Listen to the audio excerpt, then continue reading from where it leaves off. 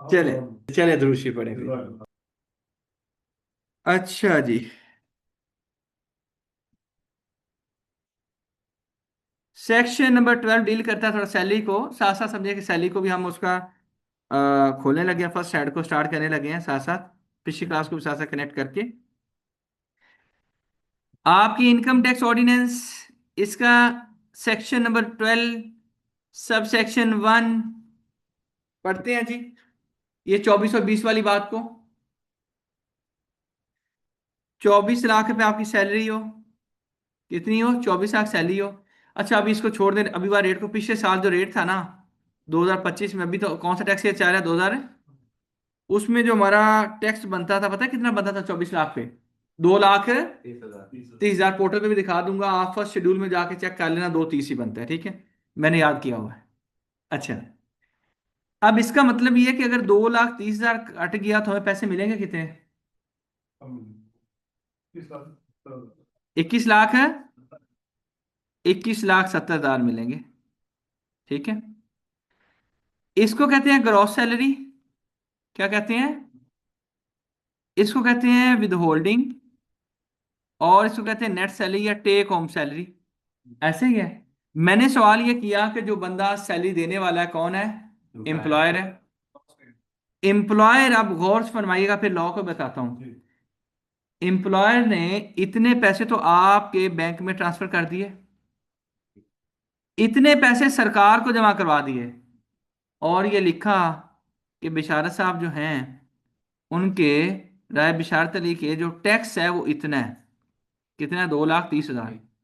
उसने टैक्स अपना नहीं बताया, यानी कि उसने, पहले सुनिएगा दोबारा से, अपने काउंटर से निकाला 24 लाख, यहां पे रख दिया, पूरे साल की बात कर रहा हूं, महीने की बात नहीं करते। 24 लाख में से 21,70 मेरे हवाले कर दिया, 2 चीज उठा के सरकार के हवाले कर दिया। उसकी जेब से निकले कितने? वो जो टैक्स कटा है ना, वो टैक्स बेसिकली बिशारत साहब का टैक्स है। तो सर उसने क्यों काटा है? बेसिकली वो विद होल्डिंग एजेंट। अच्छा, विद होल्डिंग एजेंट लॉ ने मुकर्रर क्यों किए? लॉ ने विद होल्डिंग एजेंट लगाए क्यों? ये समझना जरूरी है। मिसाल के तौर पे, अभी इस चीज को थोड़ा सा सादा लफ्जों में समझाने के लिए, मेरी सैलरी आप कर लें कितनी, 2 लाख बनती है, लेकिन 24 लाख पूरे साल की हो। अगर आपको 11 माह सैलरी मिलती रहे और 12वें महीने कंपनी फोन करे कि यार 30,000 रुपए दो, आपका टैक्स 2,30,000 बनता है, तो आपने 2 लाख आपका सैलरी का रहता है, तो बाकी हम आपको 22 लाख तो दे चुके हैं, क्योंकि 11 माह तो आप लेते रहे होंगे, 2 लाख 2 लाख 2 लाख 2 लाख। हमने कहा कि यार मैं तो बड़ी मुश्किल से महीना पूरा कर रहा था, आप बजाय देने के मांग रहे हैं। तो एक कंसेप्ट आया कि भाईजान एंड पे पैसे लेने के बजाय हम, गवर्नमेंट ने कहा एक ऐसा सिस्टम लॉन्च करते हैं जिसमें कहते हैं पे एज यू अर्न, जैसे आप कमाओ वैसे हमें दो। एफबीआर क्या कहता है, मतलब गवर्नमेंट कहती है एफबीआर के जरिए, साडा हक एतराज, यानी कि आप कमाओ, हमें हमारा हिस्सा देते जाओ। मेरी बात समझ रहे हैं? तो यानी कि इसलिए उन्होंने ये सिस्टम लॉन्च किया। तो अब अगर हम देखें तो जो एम्प्लॉयर है, जो बिजनेस करता है, कंपनी है, तो कंपनी अपने खातों में अपना खर्चा लिखेगी कितना? 24 लाख। अच्छा, ये आप एक बात और टेक्निकल दूसरे एंगल से सोचनी है, यानी कि साथ हमने कंपनी वालों का भी खाता स्टार्ट कर दिया है। बात समझ ना, कि कंपनी का कोई बंदा पूछे कि यार कितने रिकॉर्ड करेंगे, तो अगर हम कंपनी बैठे हम कहेंगे हमारा खर्चा तो इतना है, और लेकिन ये जब सरकार के खाते में जमा होगा ना, तो हमने अपना नाम नहीं बताना, हम अपना नाम बताते हैं कि हम विद होल्डिंग एजेंट है। ये है किसकी अमाउंट, ये इसका फायदा मजा कौन लेगा? विद होल्ड ही लेगा, यानी कि विद होल्ड ही इसको अपने रिटर्न में क्या करेगा? क्लेम करेगा, अपने रिटर्न में इसको क्या करेगा? एडजस्ट करेगा। मेरी बात को फॉलो कर रहे हैं? अच्छा जी, लॉ इसके बारे में क्या कहते हैं उसको भी देख लें। लॉ कहता है, भाई ऑनलाइन वाला को देख लें, इन्होंने कुछ बातें लिख के भेजी हुई हैं। वालेकुम सलाम जुबैर साहब, जुबैर साहब आ गए जी। Who file return after due date with charge is called late filer, शाबाश। सर जी, अगर किसी की एफबीआई 2008 में इनरोलमेंट कर लेता है और उसमें उसकी आज रिकवरी करता है पासवर्ड की, तो मुझे कितने साल की रिटर्न फाइल करनी होगी? ठीक है, इस पे भी हम कर लेते हैं। चलो एक डिस्कशन छोटी सी कर लेते हैं। छोटी सी डिस्कशन कर लेते हैं। याद रखें, अच्छा एफबीआर ने एक आप लोगों का इम्तिहान लेने के लिए कार्रवाई ये डाली हुई है, मिसाल के तौर पे जिंदगी भर में कभी रिटर्न फाइल ना करूं, 2025 में रिटर्न फाइल करूं, तो उन्होंने अपने पोर्टल के अंदर एक ऐसा फार्मूला लगाया हुआ है कि मुझे एक नोटिस आता है, पता है किसका? 24 का भी और 23 का भी, शाबाश। अच्छा, मैं पता क्या करता हूँ, मैं कहता हूँ इन्होंने पिछले 2 सालों का नोटिस भेजना है, मैं पहले 23 की फाइल करता हूँ, फिर 24 की, फिर 25 की। अच्छा, वो कहते हैं नहीं यार आप बहुत अच्छे हैं, आप बहुत सियाने हैं, अब आप 2022 की भी फाइल करें और 2021 की भी। ये नहीं कि अब आप एक बात अपने पल्ले बांध लें कि पिछले 5 साल की, मतलब नॉर्मली 2 साल कहते हैं, चलो 5 साल की भी लगा लें, यानी कि जब भी आप रिटर्न फाइल करेंगे ना, जो रिटर्न फाइल करेंगे, उन्होंने पोर्टल को समझाया हुआ है कि आपने इनबॉक्स में एक नोटिस भेजना है सेक्शन 114(4) का। अच्छा, मुझे फोन आया था कि सर ये क्या बना है, इस 14(4) ये है कि भाई सेक्शन 114(1) कहता है, 114(1) वो कहता है कि आपने रिटर्न को फाइल करना है, और किसने करना है उसकी एक लंबी लिस्ट देता है, हम छोटी छोटी टाइम टू टाइम डिस्कशन करते रहेंगे। एक बात हमने पढ़ी हुई है, who has obtained NTN. NTN किस कौन ले लेता है? जो बंदा एफबीआर के पोर्टल पे जाके, आईआरएस पे जाके क्या कर लेता है, अपने आप को रजिस्टर्ड कर लेते हैं। जो बंदा अपने आप को पोर्टल के ऊपर रजिस्टर्ड कर लेता है तो उसका क्या इशू हो गया है? एनटीएन इशू हो गया है। और आपका एनटीएन सेक्शन 181 सब सेक्शन 4 के तहत आपका CNIC बराबर है एनटीएन के, अगर आपका एफबीआर के पोर्टल के ऊपर लॉगिन बन गया है तो। मेरी बात को अंडरस्टैंड कर पा रहे हैं? अच्छा, अब इसका मतलब ये हुआ कि सर जब मैंने रिटर्न फाइल किया, मुझे एफबीआर ने रजिस्टर्ड कर दिया। अच्छा, रजिस्टर करने की वजह समझिएगा, सर मेरे बैंक से प्रॉफिट आया और मुझे कोई 50 लाख रुपए प्रॉफिट आ गया।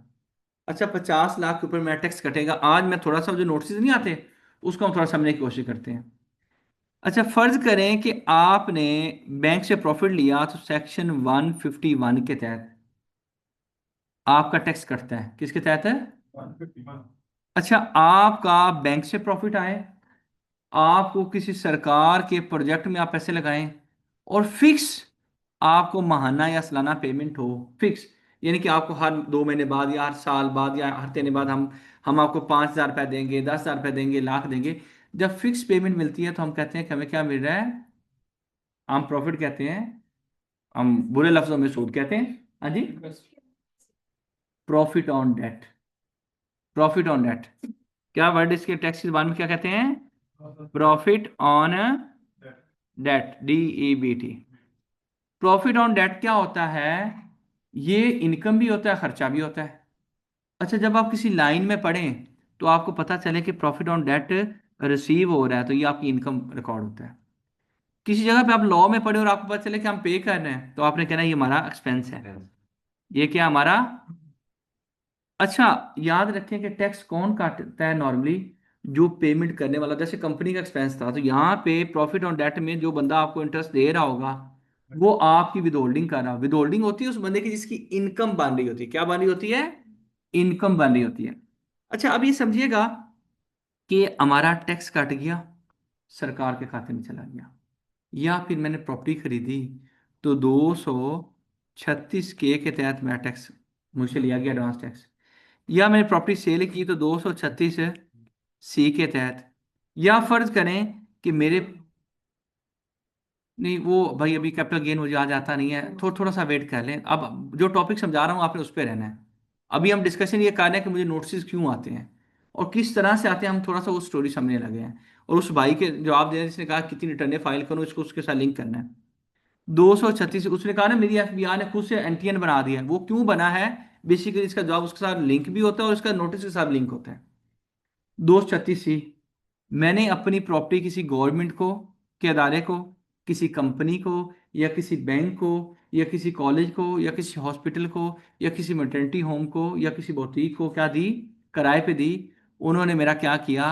उन्होंने मेरा टैक्स काटा रेंट देते हुए, सेक्शन 155 के तहत। और जितने भी कोई बंदा टैक्स काटता है तो कानूनी तौर पे वाजिब है टैक्स काटने वाला टैक्स काटने के बाद क्या करेगा? इनकम टैक्स ऑर्डिनेंस पूरा सोया हुआ है, इनकम टैक्स रूल्स आ गए, और रूल नंबर 43 आ गया। इनकम टैक्स रूल्स और रूल नंबर कौन सा आ गया? 43। इसने कहा सुनो, जो आपने किसी भी सेक्शन के तहत टैक्स काटा हो, क्या मतलब है, सैलरी का टैक्स कटेगा किसके तहत, 149 के तहत। कौन काटेगा, वो विद होल्डिंग एजेंट काटेगा। विद होल्डिंग एजेंट कौन है, एम्प्लॉयर है। अच्छा, रेंट देते हुए कौन टैक्स काटेगा, जो आपका टेनेंट है। जो कौन है, टेनेंट है। टेनेंट किसका टैक्स काटेगा, वो लैंडलॉर्ड का काटेगा। तो अच्छा, बेसिकली फायदा इसका किसको होगा, लैंडलॉर्ड को। अगर टेनेंट नहीं काटेगा तो क्या होगा, अभी वो डिस्कशन अभी नहीं करेंगे, बिजनेस में थोड़ी उसके ऊपर भी चर्चा करेंगे, ठीक है। उसके बाद आपका 155 का हमने जिक्र कर लिया। अच्छा, अगर मुझे बैंक से प्रॉफिट आ रहा है तो बैंक हमारा टैक्स काटेगा सेक्शन 151 के तहत। अच्छा, मैंने किसी कंपनी के शेयर्स लिए हुए हैं, कंपनी जो सालाना कमाती है उसकी एक परसेंटेज मुझे देती है, मतलब जिसको हम डिविडेंड बोलते होते हैं, क्या बोलते हैं, वो सेक्शन 150 के तहत काटती है। अच्छा, इसका मतलब ये है कि सर ये जब मैं प्रॉपर्टी खरीदता हूँ तो 236 के तहत एडीएलआर, पंजाब के अंदर असिस्टेंट लैंड रिकॉर्ड जो था, पीएलआर है ना, पंजाब लैंड रिकॉर्ड अथॉरिटी, उसमें एक और उन्होंने ऑफिस बनाए हुए मुख्तलिफ शहरों में, assistant director land record authority जहाँ पे बैठता है, ठीक है। वो आपसे टैक्स क्या करते हैं, कलेक्ट करते हैं। जब आप प्रॉपर्टी सेल करते हैं तो सेल करते हुए भी 236 सी के तहत भी एडीएलआर उसी सेम प्रॉपर्टी पे सेलर से भी और बायर से भी क्या कर रहा होता है, एडवांस टैक्स ले रहा होता है। इसका जो लंबी डिस्कशन है कि यार ये गेन टैक्स है, ये एडवांस टैक्स है, वरासत से आया है, अभी मुझे नहीं आता। कैपिटल गेन पढ़ाऊंगा, बताऊंगा, ठीक है। अभी हम ये समझ रहे हैं कि अच्छा मुख्तलिफ सेक्शनों के तहत आपके टैक्स आपसे लिए जाते हैं। अच्छा, ये जब टैक्स लिए जाते हैं ना, इसका मकसद सिर्फ टैक्स लेना नहीं है, इसका एक और मकसद है। ये टैक्स जब सरकार के खाते में जमा होगा रूल नंबर 43 के तहत, तो सरकार के इल्म में आ जाएगा कि बेचारा साहब ने प्रॉपर्टी खरीदी है, और बेचारा साहब ने रिटर्न में लिखा, बेचारा साहब हैं कंगाल आदमी, सिर्फ 12 रुपए हैं बेचारा साहब के पास, और बेचारा साहब ने 12 करोड़ रुपए की प्रॉपर्टी खरीद ली है। एफबीआई के पास टैक्स 12 करोड़ पे पहुंच चुका है जो प्रॉपर्टी खरीदी है, लेकिन इसके ऊपर आपका ऑडिट खोल लेगा एफबीआई, आपका ऑडिट खोल लेगा। वो कहेगा कि आपने 12 करोड़ कमाया होगा तभी 12 करोड़ की प्रॉपर्टी खरीदी होगी। पहले 12 करोड़ पे इनकम टैक्स कितना बनता है वो मुझे टैक्स दो। मैंने कहा ये जो मेरा टैक्स 236 किसका आपका कलेक्ट हुआ है, 236 के का। उसने कहा कोई मसला नहीं, उसके हम एडजस्टमेंट आपको देते हैं। जो आपका 236 के बनेगा, हो सकता है कि मेरा 12 करोड़ के ऊपर 1200 रुपये टैक्स बन जाए, और 236 जो आपका के बनता है उस पर 120 रुपये एडवांस टैक्स लिया गया हो। और ऐसा ही होगा, आपका लाजमी पेबल बनेगा ही बनेगा। मेरी बात समझ रहे हैं। Yes, sir। अच्छा, एक और मिसाल लेते हैं। मैंने सरकार अपने आप को कंगाल शो किया, मैंने 2 रुपए शो किए मेरे पास हैं, या 2 रुपए का घर है, या 2 रुपए की प्रॉपर्टी है, या रुपए का घर है और रुपए की प्रॉपर्टी है, यानी कि एसेट्स मैंने शो किए हुए हैं कम। क्या किए हुए हैं, कम। अच्छा, लेकिन मुझे रेंट आ रहा है ना, अच्छा प्रॉपर्टी शो ही नहीं की हुई। अच्छा, मुझे रेंट आया, रेंट के ऊपर टैक्स कट गया। जब रेंट के ऊपर टैक्स कट गया तो वो जनाबे वाला एफबीआर को पता चल गया। उन्होंने मुझे नोटिस दिया, चाचू इधर आओ। मैंने कहा जी क्या हुआ। उनका प्रॉपर्टी आपकी रिटर्न में है नहीं, ये रेंट कैसे आ रहा है आपका। मेरी बात समझ रहे हैं। अच्छा, सम टाइम ऐसे लोग भी आया था जिनके पास किसी और की पावर ऑफ अटॉर्नी होती है, रेंट कलेक्शन पर्पज से बंदा बाहर बैठा होता है, तो उसके ऊपर भी हम कहते हैं भाई ये देखो हमारी प्रॉपर्टी नहीं है, हमारे पास पावर ऑफ अटॉर्नी है, क्योंकि पावर ऑफ अटॉर्नी हमारे नाम की है तो इसलिए हमारे नाम पे ही वो टैक्स कलेक्शन हो रही है। मेरी बात समझ रहे हैं। तो यानी कि नोटिस आने, ये विद होल्डिंग है, एक बीमारी है नोटिस आने की भी। विद होल्डिंग का मकसद सिर्फ टैक्स लेना नहीं है। मेरी बात समझ रहे हैं? अच्छा, एक और मिसाल देते हैं। सर मेरा ये हुआ, मिसाल के तौर पे, ठीक है, मिसाल के तौर पे ये हुआ कि मेरी सैलरी के ऊपर से टैक्स कट गया। दो जगह पे मैं जॉब करता हूँ, एक जगह पे 12 रुपये सैलरी मिलती है और एक जगह पे 24 रुपये सैलरी मिलती है।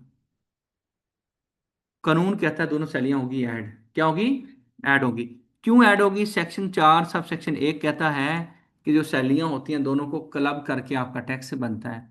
कहाँ पे लिखा हुआ है, सेक्शन 4 सब सेक्शन 1 में, टैक्स ऑन टैक्सेबल इनकम, पुराने लेक्चरों को देख लो। तो टैक्सेबल इनकम में तमाम हेड्स को, अभी तो एक हेड में दो इनकम है तो दोनों इकट्ठी हो जाएंगी। बात को समझ रहे हैं। इसका मतलब है 4 और 6, अच्छा और ये 3, ठीक है, 36 बन गया। इसके ऊपर टैक्स मेरा बनता था 1 रुपया और इसके ऊपर बनता था 2 रुपये, टोटल टैक्स कटा हुआ है 3 रुपये। तो एफबीआई ने क्या किया, जब 36 रुपये पे टैक्स निकाला तो और बन गया 5 रुपये। उनका 3 कटा हुआ 2 रुपये जमा करवाए। मुझे मौत आ जाएगी, मैं कहूँगा 12 पे भी तो कटा हुआ था, 24 पे भी कटा हुआ था, लेकिन कंसेप्ट कौन सा आ गया, टैक्स ऑन टैक्स। यानी कि ये आती है बेसिकली जब इनकम को क्लब करके टैक्स निकाला जाता है तो ऐसी इनकम को हम कहते हैं नॉर्मल टैक्स इनकम। क्या कहते हैं, नॉर्मल टैक्स इनकम। ये कंसेप्ट हमने पढ़ा हुआ, अगर आपको याद हो, नहीं याद है तो पिछली क्लासों को दोबारा देख लो। नॉर्मल टैक्स इनकम, ऑनलाइन वाले जाग रहे हैं भाई।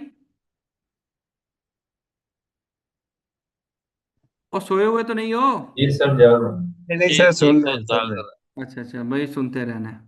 हैं। अच्छा, सुनिएगा। हाँ जी। अब उस भाई ने कहा कि मुझे उन्होंने मेरा टैक्स एनटीआर बना दिया था कब, 2008 में।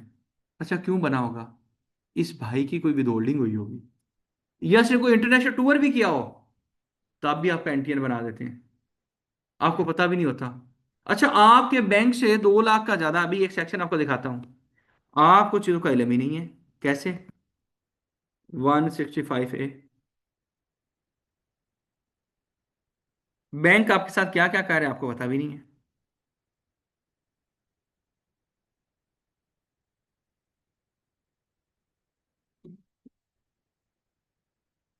एक कानून है जिसका नाम है protection of economic reforms act 1992। एक हमारा कानून है फॉरेन एक्सचेंज रेगुलेशन एक्ट 1947, ठीक है। और इसके साथ एक रेगुलेशन भी है, फॉरेन एक्सचेंज मैनुअल है इसका, ठीक है, उसके तहत, और स्टेट बैंक के कानून के तहत है, ठीक है। कहते हैं कि बैंक पाबंद है, किस चीज़ के पाबंद है?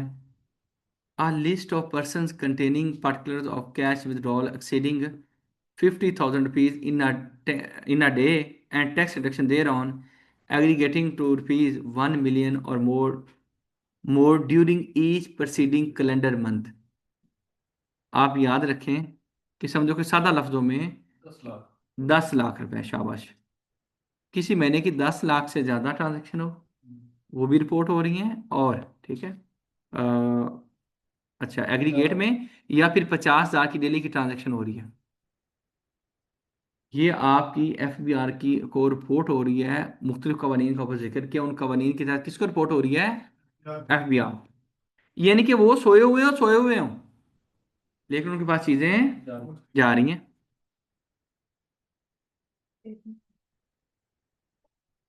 जी, आप ये देखें। अब अब ये देखें, इसमें क्या है, विदड्रॉल्स, ठीक है। विदड्रॉल्स में आप कहेंगे कैश विदड्रॉल, मैं कहूँगा टेक्निकली विदड्रॉल का लफ्ज अगर लिखा हो तो इसमें आपका अगर कोई डेबिट भी होता है तो वो भी कवर है, ठीक है। अगली बात, डिपॉजिट, क्या चीज है? कितने हो? 10 मिलियन कितना होता है? 1 crore. Payment, payment made by a person against utility bills. और इसमें आप कहता है कि, यानी कि आप कोई क्रेडिट कार्ड लें और उसके ऊपर यूटिलिटी बिल से बना दिया कि आप जो इसको यूटिलिटी बिल ले रहे हैं, कि आप किसी से जाके वो पिज्जा भी खा लेते तो वो भी इसको बिल में शामिल कर रहे हैं। मेरी बात समझ रहे हैं? यूटिलिटी बिल से बना बिजली का बिल नहीं होता, ये जो यहाँ पे लफ्ज उसने लिखे हैं अजीब से अल्फाज हैं। यानी कि किसी महीने आपका क्रेडिट कार्ड यूज हो, कितना हो? 2 लाख रुपए, ठीक है। A list of person receiving profit on date, बैंकों से प्रॉफिट लेते हो, ठीक है। और वो कितना है? लिस्ट ऑफ पर्सन रिसीविंग, 1 रुपए का प्रॉफिट होता है ना, वो भी आपका कहाँ पे जा रहा है? एफबीआर के पास जा। अच्छा, इस बेस पे आपका एफबीआर समटाइम एनटीएन बना देता है। अच्छा, समटाइम आपको नोटिस पे आता है कि भाईजान रिटर्न फाइल करें, हमें पता चला कि आपने बैंक में इतनी ट्रांजेक्शन की हैं, ठीक है। सर ये 165A था ना? 165A, तो उसमें प्रॉफिट आता है मोहतरमा, वो बैंक सेविंग अकाउंट खुलवा के हम लेते हैं क्या प्रॉफिट, तो इसे वो कवर हो गया, ठीक है। अच्छा सुनिएगा, अब इसको जब एनटीएन बन किया तो section 114 sub section 1 clause B sub clause 7, ठीक है। यहाँ पे लिखा गया है कि when you have obtained the NTN, अब किसी बंदे का एनटीएन बना हुआ है, किसका नहीं बना हुआ? टैक्स पेयर प्रोफाइल इंक्वायरी बता चुका हूँ आप लोग को, बताई गई है। अगर नहीं याद तो भाई दोबारा से पिछला लेक्चर देखना पड़ेगा सर, याद है? वो किस पेज पे आती है? आरएस वाले पेज पे आती है, टैक्स पेयर प्रोफाइल इंक्वायरी। उस पे जाके अपना सीएनसी नंबर लगा के चेक कर लें। अच्छा, आपने एनटीएन नहीं बनाया होगा, आपने वो वहां पे आ रहा होगा, अच्छा एनटीएन फ्रॉड रेट को इशू हो गया। इसका मतलब ये कि एनटीएन बनने के बाद आपकी इनकम हो या इनकम ना हो, दोनों केसेस में इनकम टैक्स गोशवारा भरना लाजिम हो जाता है, ठीक है। कमा रहे हैं बता दें कमा रहा हूँ, नहीं कमा रहा है नहीं कमा रहा हूँ, ठीक है। लेकिन प्रैक्टिकली पता है क्या, एक चीज बता चलूं, सरकार के कागजात में कंगाल होने के बजाय अमीर होना बेहतर है। लेकिन अमीर होना आप शो करोगे तो याद रखें, समथिंग हमसे हिसाब किताब मनाया था। मैं फर्ज करो कि मैं आज कहता हूँ मैं 2 अरब रुपए का मालिक हूँ, तो एफबीआर कहेगा यार इसका मनी ट्रेल दो, तो उतना कुछ शो करना जितना को आपके पास जस्टिफाई हो सके। इसकी मिसाल मैंने फर्स्ट रिटर्न की आपको दी थी कि फर्स्ट रिटर्न बनता कैसे है, पिछली क्लास याद है, उससे बेसिक क्लास थी। जिसमें मैंने कहा था एक एज होगी, एक इनकम होगी, उसके साथ साथ एक खर्चे होंगे, एक सेविंग होगी। वो सेविंग जब पहली दफा आप कमाते हैं, तो अगर 12 लाख आपने कमाया, 2 लाख खर्च कर दिया, तो 10 लाख रुपया के आपके पास या कैश पड़ा होगा, या आपका कोई एसेट पड़ा होगा, वो बैंक में पड़े होंगे, या कोई प्लॉट ले लिया होगा, या फिर कोई इंस्टॉलमेंट पे कोई जगह ले ली होगी। ठीक है। अगले साल फिर आपने कोई 20 लाख कमाया, आपने उसमें से 5 लाख खर्च कर दिया, 15 लाख और कमा लिया, बचा लिया, 10 लाख पिछले साल वाला, अब 25 हो जाएगा। आप इस तरह से उसको मनी ट्रेल दे सकते हैं। आप 5 अरब रुपया का एसेट डिक्लेयर कर लो, कोई मसला नहीं है। अगर आप उसको मनी ट्रेल दे ही नहीं सकते, यानी कि आपका सोर्स ही ऐसा है जो आप बता ही नहीं सकते, तो फिर उतनी चीज शो करते हैं हम जितनी हम जस्टिफाई कर सकते हैं। बात समझ रहे हैं? अच्छा, प्रैक्टिकली जीरो का रिटर्न फाइल करना बिल्कुल अहम बात। अच्छा क्यों सर? भाई जब 6 लाख तक टैक्स नहीं है, हम अपने आप को कंगाल तो शो करें, तो 6 लाख तो हर साल वाइट करें। यानी कि 10 सालों बाद अगर वो 60 लाख है और 30 लाख के आप खर्चे भी डाल दें, 30 साल बाद आप कानूनी तौर, मैं एक मिसाल देता हूँ, मेरी सैलरी से टैक्स कट रहा है हर साल, हर साल टैक्स कट रहा है, और मैं कहता हूँ टैक्स काटे कि आप मुझे तो रिटर्न फाइल करने की जरूरत नहीं है, I am doing wrong by my self with my self. अच्छा क्यों? आपकी मेरी सैलरी से टैक्स काट गया और मेरे पास वो जो 20 लाख आया था, वो भाई वाली मिसाल वकील साहब वाली, जब ये आया था, तो मैं कह रहा हूँ कि बस ठीक है यार, टैक्स तो दिया हुआ है। मैंने प्रॉपर्टी खरीद ली 5 सालों बाद 1 करोड़ रुपए की। मुझे एफबीआई ने नोटिस किया, उन्होंने कहा हमारे इलम में आया है कि 236 के तहत हमारे पास एक टैक्स पहुंचा है, और आपने प्रॉपर्टी खरीदी है, और हमने आपका रिटर्न देखा है, तो आप तो कंगाल आदमी हो, रिटर्न ही नहीं कभी भरा, या तो भरा ही नहीं है, या रिटर्न जीरो जीरो का भर रहे हैं। ठीक है, ये बात है। भरा भी है, फर्ज करें, या तो कुछ भी नहीं भरा हुआ, या भरा है और भरा ही नहीं है सिरे से, तो आपको वो कहेंगे भाईजान ये 1 करोड़ रुपए के ऊपर आपका जो टैक्स बनता है वो दें। हम कहें कितना टैक्स बनता है? वो जो रेट नहीं है सैलरी वालों के अलावा, जो दूसरा रेट है, शाबाश, जिसको हम नॉर्मल टैक्स रेट कहते हैं, नॉर्मल टैक्स रेट्स, वो हमारे ऊपर अप्लाई हो जाएंगे। बातें समझ आ रही हैं, हवा में तो नहीं जा रही? अच्छा, इसका मतलब ये हुआ, अब ये पिछली 4-5 क्लासेस को जोड़ के हम देखेंगे, ठीक है ना? तो हमें फिर ये सर आपको थोड़ी सी पिछली क्लास को रिवाइज करना पड़ेगा।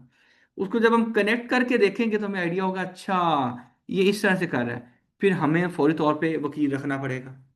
फिर आपको पता है वकील फीस लेते हैं, वो फिर उसका वही जवाब बनाएगा, वो कहेगा इस साल कितनी, फिर वो ऐसे नहीं जुबानी जवाब बनाएगा, वो कहेगा भाई जाओ स्लिपें लेके आओ अपने एम्प्लॉयर से, 5 साल की स्लिपें बनवा के लाओ, या 4 साल की, जो भी आपकी जितने साल की कमाई है। अच्छा यार सर, दरमियान में मुझे तो गिफ्ट भी मिला था, अच्छा गिफ्ट का भी कोई सबूत लेके आओ। अच्छा सर, मुझे विरासत में थी, सर विरासत का भी कोई सबूत लेके आओ। वो आपसे चेक लेके बस तैयार करेगा और जाके प्रेजेंट करेगा। भाई वकील का काम भी ये होता है, जहरी बात है, खुद से थोड़े सबूत बनाएगा, तो यानी कि सबूत भी आपने देने हैं। तो क्यों ना हम शुरू से अपनी चीज़ों को क्या करके लेके चल लें, अलाइन करके सीधा कर लें। तो प्रैक्टिकली हमारे, अच्छा फर्ज करें आपका 6 लाख लिखा हुआ है, मैंने कमाया तो नहीं है सर, यार वो बुलाएगा तो कहें लगा ले टैक्स, 6 लाख पे लगता है तो लगा ले। फिर बात समझ रहे हैं? तो हमारा प्रैक्टिकली 2 रुपया के वजह से, मैंने पहले मिसाल दी, 2 रुपया के एसेट्स हों, और मैं 6 रुपया की चीज़ें नहीं खरीद सकता, लेकिन अगर 6 रुपया के एसेट्स हों, तो 6 रुपए तक चीजें खरीदी जा सकती है। और आप कहें ना 6 रुपए के एसेट से, मैं कहूंगा 6 रुपए के एसेट से 8 रुपए की चीजें भी शो हो सकती हैं। आप कहें कैसे सर? मैं कहूंगा यहाँ पे मैं लिखा हुआ है, मेरे पास एक घर है, एक गाड़ी है, फलानी चीज फलानी चीज है, मुख्तलिफ चीजें लिखी हुई हैं यहाँ पे, इनमें से एक चीज डिलीट कर दूंगा, तो अगर जो चीज आज मैंने 5 साल पहले 2 रुपए की खरीदी थी, आज 2 की तो नहीं बिकेगी, आज तो 5 रुपए की बिकेगी, आज तो 6 रुपए की बिकेगी, उस पर प्रॉफिट होगा, मैं प्रॉफिट के ऊपर टैक्स दे दूंगा। तो यानी कि जो डिक्लेयर्ड एसेट्स होते हैं उनसे भी आप थोड़ी सी ज्यादा की ले सकते हैं। मैं आपको मिसाल देता हूँ, एक प्लॉट है या एक गाड़ी है, मैंने कहा यार मैंने घर लेना है, 2 करोड़ की गाड़ी हो तो मैं 2 करोड़ की बेचूं, घर ले लूं। आप नहीं सर वो आज 3 करोड़ की हो गई है, तो इसका मतलब है 3 करोड़ का भी घर लिया जा सकता है। हाँ, जो 1 करोड़ रुपया होगा उसका क्या करना है, कैपिटल गेन में देखेंगे। यानी कि हमें ये अंडरस्टैंडिंग हो चुकी है कि हमारे एसेट्स ज्यादा होना हमारे लिए बेनिफिशियल है, एसेट्स का ना होना हमारे लिए बेनिफिशियल नहीं है। एक और मिसाल देता हूँ, मेरे पास एक साहब पहुंचते हैं, कहते हैं कि सर मैंने प्रॉपर्टी बेचनी है, तो मैं मुझे फाइलर कर दें। मैंने कहा सर आपने प्रॉपर्टी अगर बेचनी है, तो मुझे प्रॉपर्टी की डिटेल दें, मैं रिटर्न भरते हुए उसमें कर दूं। कहता वो फलाना वकील तो कह रहा था कि बगैर उसके हो जाएगा।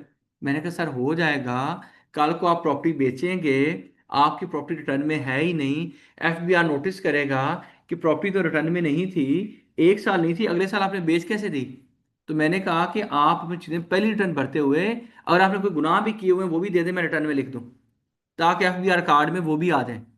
बात समझ रहे, यानी कि जिस मेरे पास जो चीज हो, आपने उसको मैकेनिकली कहना है कि भाई मुझे से कोई चीज छुपानी नहीं है। इसकी एक मिसाल है, वो पिछले दिनों मैं क्लाइंट के पास बैठा हुआ, उसने कहा सर आप मुझे बताते। अच्छा, मुझे उसने पहले बताया सर मेरे पास ये पड़े हुए हैं, मैं कितना कैश रखूं, कितने बैंक में रखूं, कितने क्या करूं। अच्छा, मैंने कहा सर ऐसे ऐसे कर लें। फिर वो कहता है सर आप मुझे बताते तो मैं चीज़ों को वैसे ही निकाल लेता। मैंने कहा आप इसको अनडिक्लेयर्ड कर देते। कहता अनडिक्लेयर्ड नहीं, मेरे पास ऐसे तरीके हैं कि मैं इसको रखता भी सिस्टम में, शो भी ना होते बैलेंस में। मैंने कहा कैसे? कहता मैं पे ऑर्डर बनवा लेता।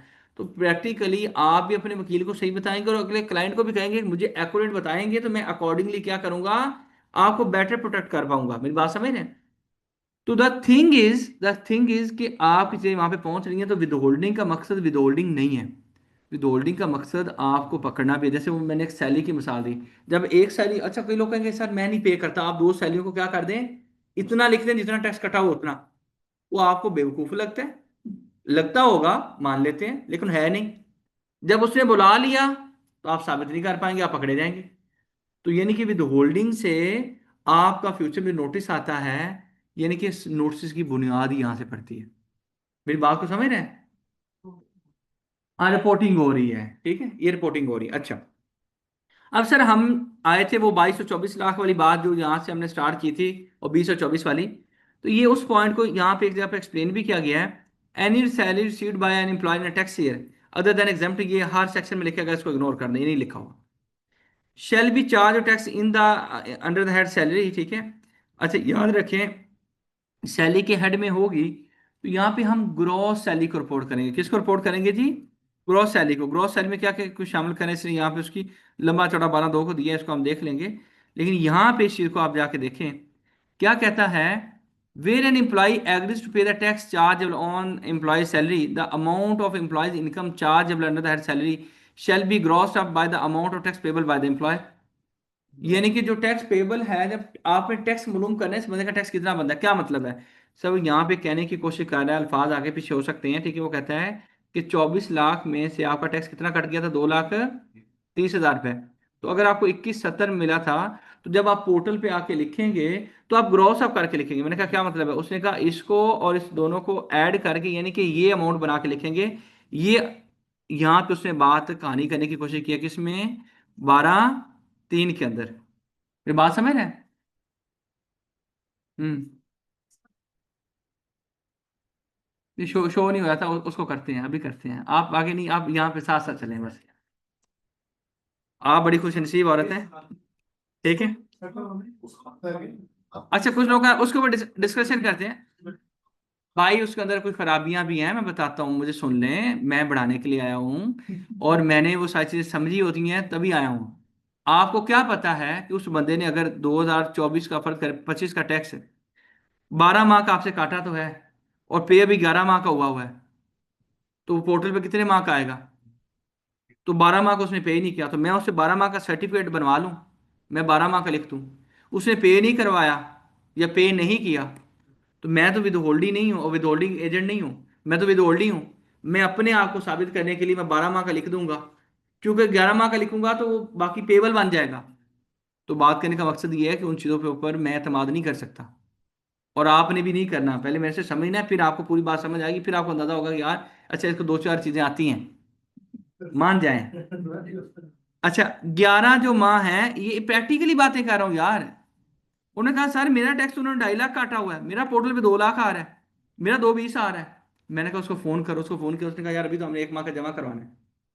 जब जमा करवाएंगे, अच्छा जमा करवा भी दिया, अच्छा फर्ज करें कि वो सिस्टम में कोई टेक्निकल एरर है, वो शो ही नहीं हो रहा। बात समझ रहे हैं? तो हमने उसको मान लेके वो आता है, आप लोग सही कह रहे हैं, लेकिन हम उसको कंपेयर करेंगे, ठीक है। आप सुनिएगा, 43 तक जी सर।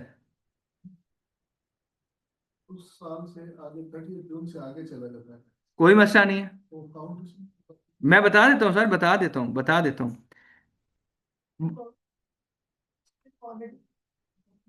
वो नहीं होती मैडम, अभी मैं बताता हूँ, थोड़ा सुन लें, उसके बाद आपको अंदाजा हो जाएगा कि ये बंदा सही कह रहा है, ठीक है। थोड़ा सा मुझे टाइम दे दें, थोड़ा सा टाइम दे दें, वरना ये सेशन नहीं चल पाएगा, ठीक है। सुने, आपका जो टैक्स कट गया, बहुत अहम बात है। जब चालान जहां बनता है वो भी आपको दिखाता हूँ, जब हम टैक्स काटते हैं ना, तो मैं एक मिसाल देता हूँ, 2000, अहम बात होने लगी है, 2026 टैक्स ईयर की बात करते हैं। ये स्टार्ट कब हुआ है, एंड कहाँ पे होगा, यहाँ पे एंड होगा। जब यहाँ पे एंड होगा, यहाँ से स्टार्ट होगा और एंड यहाँ पे होगा। इस दौरान जो आपने ज़कात पे की है ना, इसमें से किसी महीने में, इसमें से इसके दौरान, मिसाल देना, कुछ एग्जांपल से क्लियर करता हूँ, वो आपका इस साल के रिटर्न में 2026 में डिक्लेयर होगा, ऐसे ही है। अच्छा, अगर इससे बाद में ज़कात पे किया तो बाद वाले टैक्स ईयर में आएगा, इससे पहले पे किया तो पिछले वाले में आएगा। इस टैक्स ईयर में आपने जो डोनेशन पे की है वो उसमें आएगी, जो पहले या पिछले वाले में जो आगे है वो आगे वाले में। अच्छा, अभी आपको बातें ऐसे लग रही हैं कैसे बोंगिया मारा, लेकिन ये बातें वो जो आप बाद में फ़ोन करके पूछेंगे तो मैं इज्जत अफजाई करूंगा, मैं कहूँगा बड़ी डिटेल से डिस्कस की थी, और ये एक्चुअल बातें कर रहा हूँ। अच्छा, अब बात को समझें। इस साल के दौरान जो मैं टैक्स करता है ना, वो बुजुर्ग जिसको हम विद होल्डिंग एजेंट कहते हैं, इसको WHA भी कहते हैं, विद होल्डिंग एजेंट जो है, ये जब टैक्स जमा करवाता है ना, इसने काटा टैक्स, सुनिएगा, 30 जून वाले दिन ही सैलरी देते हुए इस आदमी ने मेरा टैक्स काट लिया, लेकिन इसने टैक्स रखा अपने पास, और इसने जमा करवाया 30/9/2026 को। इसने जमा करवाया किस टैक्स ईयर में, 2027 में, ऐसे ही है। लेकिन क्या मैं सर इसको 2026 में क्लेम कर सकता हूँ? मैं कहूँगा यस, कर सकते हैं। आप कहेंगे क्यों? मैं कहूँगा इस चाचू ने जमा करवाते हुए कौन सा टैक्स ईयर लिखा, इसे जमा करवाते हुए कहा कि ये किस साल से बिलोंग करता है, 2026 से, तो ये आपकी 2026 की रिटर्न में शो होगा। इसकी एक और मिसाल देता हूं, आपका जो आज से 2 साल पहले फोन पे टैक्स कटा, 2 साल पहले, तो वो भले फर्ज करे कि कंपनी ने आज जमा करवाया, तो आप अपनी किस रिटर्न में उसको क्लेम करेंगे, जिस साल का था। हम पेमेंट को नहीं देखते, हम ये देखते हैं कि हमारा वो टैक्स जो किसी ने काटा वो किस साल से बिलोंग करता था। अब ये भी मुमकिन है, ये हो सकता है जमा करवाने वाला कोई फनकार आदमी हो। अच्छा, क्यों फनकार हो? अब बात को समझें। अब मैं थोड़ी सी दोबारा 43 पे जा रहा हूँ।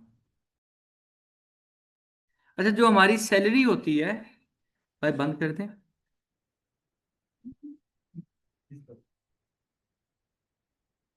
हो गया जी। तो वही हूँ जो यहाँ पे हूँ, वहाँ भी वही है। अच्छा,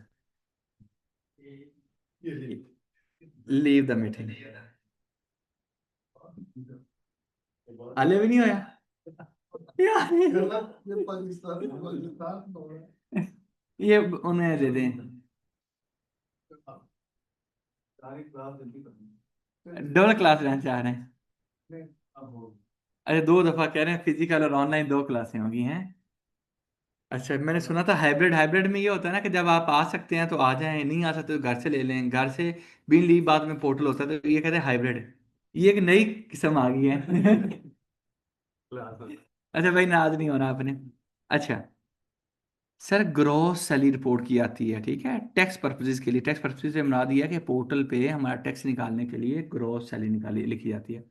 लेकिन एक और बात याद रहे, अब फर्ज करें कि मैं बिजनेस करता हूँ, मैं एक चीज़ 2 रुपए की खरीद के लाता हूँ, मैं 3 रुपए की बेचता हूँ, ठीक है। तो हम अच्छा, अभी रेंट शेंट सब कुछ छोड़ दें, तो हम कहते हैं कि हमारा प्रॉफिट कितना है, हम कहते हैं 3 में से 2 निकाल दिया, 1 रुपए पे प्रॉफिट देते हैं और टैक्स देते हैं, ठीक है। लेकिन जब सैलरी की बात करते हैं, तो मैं भाई निकलता हूँ घर से, बहुत दूर कंपनी है, वहां पे गया हुआ हूँ, आने जाने के पैसे लगते हैं। हो सकता है कि घर आप अपना पुराना एक वो ट्रोज शर्ट पहन के घूमते रहते हो, अच्छे सारे कपड़े आप ड्रेस अप होके जाते हैं, ठीक है। मुख्तलिफ किस्म के खर्चे हैं जो उस जॉब की वजह से आपको इनकर करने पड़ते हैं। तो मेरी तो कोशिश होगी कि अगर मैं 5 रुपये सैलरी से ले रहा हूँ, तो ये 2 रुपए के खर्चे माइनस हो जाएं, 3 रुपए पे टैक्स हो, तो आपका लॉ कहता है भाई ये मैं आपको नहीं करने दूंगा, कोई खर्चा माइनस नहीं करने दूंगा, आपको 5 रुपए के ऊपर ही टैक्स देना पड़ेगा। तो मैंने कहा ये कहाँ पे गए? उसने कहा उल्टा मेरे साथ और क्या फनकारी की, उसने कहा 5 के ऊपर टैक्स बनाओ। मैंने कहा 1 रुपया बन गया। उसने कहा 1 रुपया दे दो, तो बाकी कितने बच गए? 4 रुपए। 4 में से 2 खर्चे कर लो, तो 2 बचा लो। यानी कि उल्टा मैं 2 जब खर्चे लिखूंगा तो मेरी सेविंग क्या हो जाएंगी? कम हो जाएंगी। White assets, declared assets. मेरी बात समझ रहे हैं? तो ये चीजें हम पोर्टल पे भी देख रहे होंगे, अभी हम थोड़ी सी कंसेप्चुअल क्लैरिटी ले रहे हैं, ठीक है। सर अभी हमने समझो आज डिस्कशन स्टार्ट किया इनकम फ्रॉम इसकी, और जो पिछले कंसेप्ट थे वो कभी भाई साहब मुझे मिले, वो कहते हैं मैं वकील हूँ, ठीक है। तो मुझे तो आज की क्लास की कख समझ नहीं आई, मेरी पहली क्लास थी। तो मैंने कहा पिछली 4 क्लासेस आप पढ़ के आएंगे, तो कहते हैं मैं तो हाँ लॉ किया हुआ। तो मैंने कहा लॉ में कौन सा टैक्स बढ़ाते हैं, ठीक है। हाँ उसके बावजूद अभी मैंने लॉ तो बढ़ाया ही नहीं है, लॉ तो भी बढ़ाया ही नहीं है।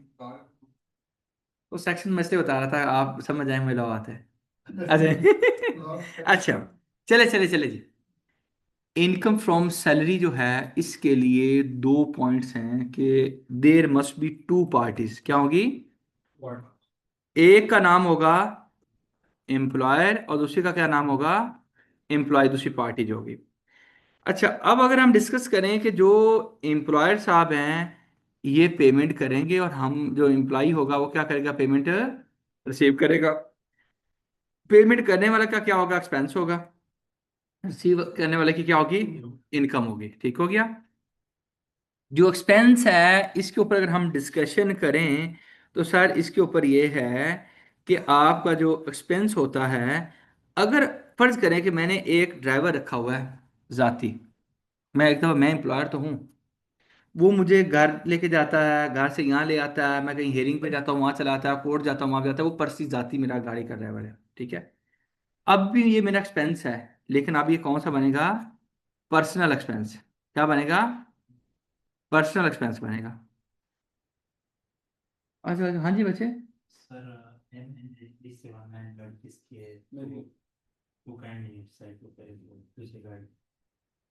अच्छा M&A 3 7, चाबी दे दे इनको वरना करवा दो, कौन सी है, खुद करनी है खुद कर दे।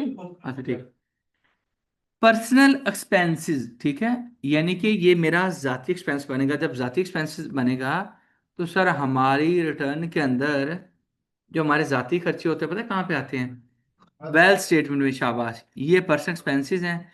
और पर्सनल एक्सपेंसेस में रेंट है, रेट्स है, ट्रैवलिंग, फलाना फलाना फलाना। आपके साथ मेरे मुलाजमों की सैलरी कहाँ पे आएगी भाई, आपको इन कॉलम में से जो फिट लगे कहीं भी डाल दें, ठीक है। एक बात करो, ठीक है, यानी कि अब हमारे पास ये एक बॉक्स है, एक ये पेज है, मेरी बात समझ रहे हैं, ये आपका पर्सनल एक्सपेंस है। आप कहते नहीं सर, आपने बंदा रखा हुआ है, आप चाहते हैं कि चूंकि मैं पर्सनल एक्सपेंस नहीं, मैं जो फीसें लेता हूँ लोगों से जब वो लोग के केस लड़ता हूँ, ठीक है, मैं कहीं हेयरिंग पे जा रहा हूँ, कहीं भी जा रहा हूँ, ठीक है, मैं कहीं लेक्चर डिलीवर करने जा रहा हूँ, तो वो जो बंदा है वो मेरी इनकम फ्रॉम बिजनेस बनती है। याद रखें जब मैं एज अ लॉयर काम करता हूँ तो मेरी सैलरी नहीं होती। क्यों, टास्क होता है पेमेंट मिलती है, नहीं होता नहीं मिलती, बिजनेस की डेफिनेशन में कवर्ड है।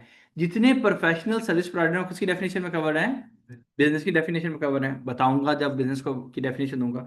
अच्छा इसका मतलब ये हुआ कि जब मैं बिजनेस कर रहा हूँ, यानी कि क्या कर रहा हूँ, बिजनेस कर रहा हूँ, if I am doing business, यानी कि पर्सनल एक्सपेंस होगा जब पर्सनल वर्क होगा। क्या होगा, पर्सनल वर्क होगा तो वो क्या बनेगा, पर्सनल एक्सपेंस बनेगा। यानी कि हम बात कर रहे हैं देने वाले के एतबार से, किसके एतबार से। क्योंकि मैं ये नहीं कहूंगा, अगर फाइलिंग की बात करूं तो मैं यकीन करें कि यहाँ से ऐसी टॉपिक कराता, मैं कहता रिटर्न ऐसे फाइल होती है, इंप्लॉय साइड डिस्कस करता आगे निकल जाता। हम देने वाला लेने वाला दोनों की डिस्कशन करेंगे, और देने वाला की अंदर आगे कैटेगरी बनती है, सिर्फ बना रहे तो हम वो भी करेंगे, ठीक है। तो पर्सन की बिजनेस एक्सपेंस, जब बिजनेस वर्क वो करता है, क्या करता है, मैं कहता हूँ भाई ये जाती नहीं, मैंने कहीं हेयरिंग पे ना जाना तो मुझे ड्राइवर रखने की जरूरत ही नहीं है।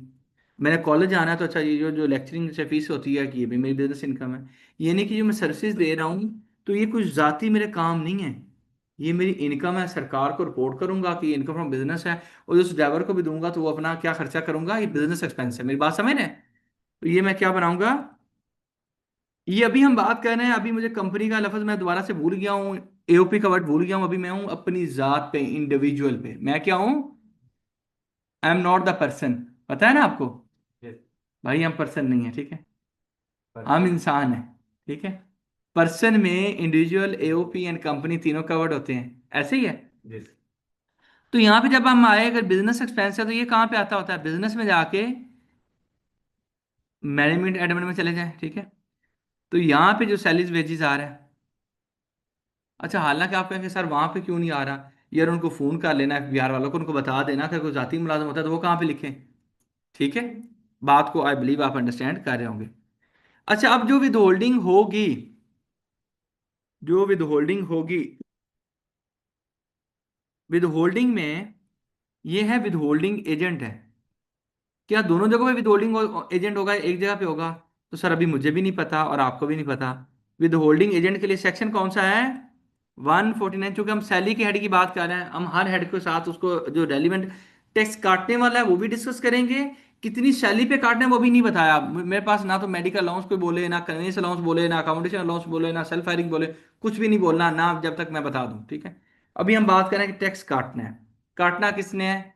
विद होल्डिंग एजेंट ने काटना है, यानी कि आपके एम्प्लॉयर ने काटना है। ठीक है, 149(1) के अंदर, ये दोबारा से मैं इसलिए लिख रहा हूँ कि दोनों में है, लेकिन हम लॉ को भी पढ़ते हैं।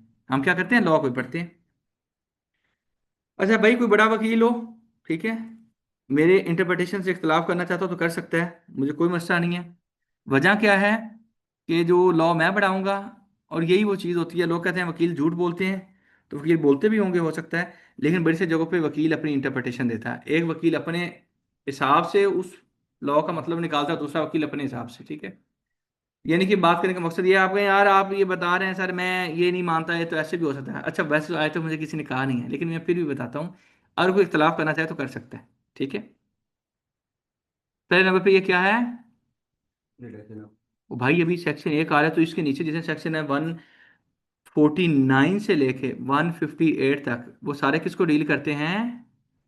Deduction of tax at source को। भाई ठीक है, किसको डील करते हैं? Deduction of tax at source को। ठीक हो गया? अच्छा जी, सर यहाँ पे क्या लिखा हुआ है? Every person responsible for paying salary. सुबहान अल्लाह, लिख देते कि एवरी एम्प्लॉयर, लेकिन उन्होंने नहीं लिखा एवरी पर्सन। ठीक है, एम्प्लॉयर में भी तो सारे कवर हो जाते हैं ना, इंडिविजुअल एफपी, लेकिन ये बात कर रहा है किसकी? एम्प्लॉयर की। किसकी बात हो रही है? To an employee, to an employee, यानी कि अभी भी हमें कुछ समझ कोई नहीं आई कि ये बात हो रही है कि हर वो बंदा जो सैलरी देता है और जिसको देता है क्या करना है? Shall, every person responsible for paying salary to an employee shall, यानी कि ये कोई बात करने लगा किसकी? एम्प्लॉयर की बात करने लगा है कि एम्प्लॉयर क्या करेगा? शैल करेगा। मेरी बात समझ रहे हैं? Eight the time of payment, payment करते वक्त, यानी कि पेमेंट करने के बाद, यानी कि पैसे निकाले कि ये आपकी सैलरी है 2 लाख रुपए, अभी नहीं, at the time of payment, payment करना, अभी रोक ली payment, at the time payment क्या करेगा? Deduct tax from the amount paid. अच्छा, अमाउंट पेड क्या है कि अच्छा ये पे की, साथ ही आधे पैसे रख लिए जो बनते हैं। ठीक है, कितने बनते हैं वो भी नहीं देखे, तो साथ ही कुछ टैक्स से पैसे साथ ही रख लिए हैं। At the employees average rate of tax. Average rate of tax क्या होता है इसको हम समझ लेते हैं। यानी कि अब आप एक बात समझिएगा, मैं किसी की सैलरी 24 लाख हो, लॉ में लिखा हुआ है 6 लाख तक तो टैक्स होना ही नहीं है, मैं उसकी सैलरी 2 लाख पहला दूं, कोई टैक्स नहीं काटा, 2 लाख अगली दी नहीं टैक्स काटा, 2 लाख अगली दी तो टैक्स नहीं काटा। लॉ ने कहा मजाक नहीं है, आप पहली सैलरी से भी टैक्स काटेंगे। मैंने कहा 6 लाख तक तो एग्जम्प्ट होती है। उसने कहा नहीं नहीं नहीं, आप एवरेज टैक्स निकालो। मैंने कहा एवरेज टैक्स क्या भला है? उसने कहा पहले इनको समझाओ फिर काट लेना। तो चलो हम पहले समझ लेते हैं। यानी कि अभी टैक्स काटने वाली बात हम चले गए हैं वो पहले वाले अंकल के पास, जो कौन है? With holding. फाइलिंग तो तब होगी। अच्छा, अगर आप कहते हैं सर हमें नहीं फर्क पड़ता, हमें नहीं समझना, तो मैं कहूंगा चलो मेरा चैप्टर आधा आसान कर दिया आपने। लेकिन आप लोगों में से कोई बंदा किसी कंपनी का टैक्स देखने लग जाए, या आप ही विद होल्डिंग हैं, आपको पता करना मैं टैक्स ही कटा हुआ कि नहीं कटा हुआ, तो इल्म होना सही है कि या ना इल्म होना ठीक है, या सिर्फ फाइल करना बेहतर है? तो हम पहले वो साइड समझेंगे कि हमारा टैक्स सही काटा जा रहा है, या फिर अगर हम किसी का काट रहे हैं तो हम सही काट रहे हैं कि नहीं काट रहे हैं। ठीक हो गया? यहां से पर्सनल या फिर बिजनेस की बात नहीं हुई, एम्प्लॉयर की बात हुई है। पर्सनल भी आप काम करवाएं तब भी आप एम्प्लॉयर हैं, बिजनेस का काम करवाएं तब भी एम्प्लॉयर हैं। लेकिन मार्केट में कुछ लोगों में इख्तलाफ पाया जाता है, वो कहते हैं यार जो पर्सनल होता है उसको भी विदहोल्डिंग नहीं होती, बिजनेस के ऊपर विदहोल्डिंग होती है। मेरी बात समझ रहे हैं? कोई आप साथी काम करवाएं फिर विदहोल्डिंग नहीं करनी। लेकिन मैं लॉ के एसेंस को पढ़ूं तो मुझे ऐसा लगता है कि विद होल्डिंग एजेंट आप पर्सनल काम करवाएं तब भी, बिजनेस का काम करवाएं तब भी। मेरी बात समझ रहे हैं? तो अब आपका जो दिल करे, डिबेट नहीं, आप पढ़ लीजिएगा, आप अपनी मर्जी कर लीजिएगा। ठीक है, अच्छा आगे चलते हैं, क्योंकि टाइम नहीं ज़ाया करना ना, हम लोग पढ़े लिखे हैं। अच्छा जी, नहीं, वो फिर लंबी डिबेट चल पड़ती है। क्या पढ़ना है हमने? Average rate of tax. ये मैं आपको बताऊंगा, average rate of tax law में कोई 50 दफा यूज होगा, लेकिन मैं दोबारा नहीं बताऊंगा। ठीक है, इसको दो तरीके से समझाऊंगा। पहले अभी सैलरी के साथ लिंक करूंगा, एक और वक्त आएगा जब मुख्तलिफ हेड्स होंगे। अभी किसके एतबार से? सैलरी के एतबार से। Average rate of tax salary में कैसे होता है, इसको बताता है 149 सबसेक्शन है 2। 149 सबसेक्शन है 2। सर 149(2) क्या बताता है? वो कहता है, मान लें कि आपकी सैलरी पूरे साल की कितनी है, बल्कि 20 लाख नहीं करते, 2 लाख मंथली रखते हैं, साल के 12 महीने होते हैं, और हमें टोटल कितनी सैलरी मिलेगी? अभी मैं इसके अंदर कन्वेंस अलाउंस, फलाना अलाउंस, उसको इग्नोर किया जा रहा है, क्योंकि वो साइड भी हमने करनी है। मेरी बात समझ रहे हैं? अभी हम पढ़ रहे हैं एवरेज रेट ऑफ टैक्स। जब एवरेज रेट ऑफ टैक्स की बात करेंगे तो सबसे पहले हमें पूरे साल की सैलरी निकालनी है। क्या निकालनी है? पूरे साल की सैलरी को मालूम करना है। भाई इसको मुकम्मल करें तो जल्दी से जेन से आगे पीछे हो जाएगा। ठीक है, पूरे साल की सैलरी निकाल ली कि पूरे साल की सैलरी कितनी बनती है? 24 लाख। अच्छा, मैंने 24 लाख पे टैक्स निकाला, अभी निकाल भी लीजिएगा। कहाँ से देखेंगे? फर्स्ट शेड्यूल पार्ट 1 डिवीजन 1, उसकी क्लॉज सेकंड देख लीजिएगा। ये दिखा दो, शाबाश, बिजनेस वाला। Yes, okay, PMG tax card निकाल लेना भाई ने कहा, लेकिन अभी वो 26 वाला है। ये मैंने कौन सा निकाला है? मैंने उनका केपीएमजी का 2025 वाला देख के लिखा है। अब वो निकाले फिर मुझे फोन कर दे, सर आपने गलत बताया था। ठीक है, हाँ, ये रिटर्न वाले जो रिटर्न चल रही है मैं उसी का ही लिख रहा हूँ। ठीक है, वो तो अगले साल जब रिटर्न होगी, तो मैंने लिखा है जो अभी रिटर्न चल रही है। ठीक है, मेरी बात समझ है? तो अभी चल रही से मुराद है कि अगर कोई 25 का रिटर्न फाइल करे, अभी चल तो 24 की भी रही है, और किसी ने 24 की फाइल नहीं की हुई, जिसने 22 की फाइल नहीं की हुई उसका भी चल रहा है। तो हम कहाँ पे हैं? 2024 पे, 25 पे, सॉरी। अच्छा, जब आपने 2025 का निकाला तो एवरेज रेट ऑफ टैक्स ऐसे निकलता है, full year tax on salary divided by full year salary income. ये क्या बनता है सर? इसको फिर आपने एक और हरकत करनी है, इसको मल्टीप्लाई कर देना है 100 के साथ। ये क्या बन जाएगा? बड़ा सादा है, बाद में ये भी नहीं समझ आता, क्लास में आ जाता है, अकेले पढ़ते हैं फिर नहीं आता। यानी कि पूरे साल का सैलरी के ऊपर टैक्स कितना बनता है, और ये कब मालूम किया आता है एवरेज रेट ऑफ टैक्स? ये सारे जुलाई के मंथ में, in the month of July, every every employer must calculate average rate of tax. Sir गोली मार दे इसको। सर क्यों जुलाई में निकालें? एक बंदा तुम्हारे पास आज जनवरी में रहा है, कब आ रहा है? जनवरी में आ रहा है। भाई मुझे हलाना देना है, ऑनलाइन वाला क्या स्वाद बैठा हुआ हिल ही रहा है। जनवरी के अंदर अगर कोई टैक्स आ रहा है, शाबाश, टैक्स पे जमील साहब, जनवरी में आ रहा है, तो फिर हम उसका 6 माह का निकालें उसको, चूंकि 6 साल पे करनी है। ऐसे ही है ना? लॉ ने कहा नहीं, 1, शाबाश, किसने कहा 12 महीने? शाबाश, लॉ पढ़ा हुआ है भाई। 149(2) के अंदर वो कहता है कि आप भले कुछ 6 माह मतलब 2 सैलियां ले, तब भी उसका पूरे साल का टैक्स और पूरे साल की सैलियां, यानी कि आपने जिसका एग्रीमेंट किया है, इसके ऊपर बड़े केसेस भी खुल जाते हैं समटाइम। बात समझ रहे हैं? ये हमें जब फॉर्म्स में समझाया गया, पढ़ाया गया, तब हमें समझे अच्छा, वहां पे लिखा हुआ है full year tax, full year income, वहां पे लिखा था फुल ईयर और पोर्शन ऑफ द ईयर। ठीक है, पोर्शन ऑफ द ईयर नहीं है, यानी कि कुछ महीनों की बात नहीं है। मेरी बात समझ रहे हैं? यानी कि फिर अगर बंदा जनवरी में भी आए, in case of joining in January, then we have to calculate full year salary. तो टैक्स कैसे निकलेगा? पहले फुल ईयर की सैलरी मालूम की जाएगी। क्या निकाली जाएगी? Full year salary. जी, जी, अच्छा जी।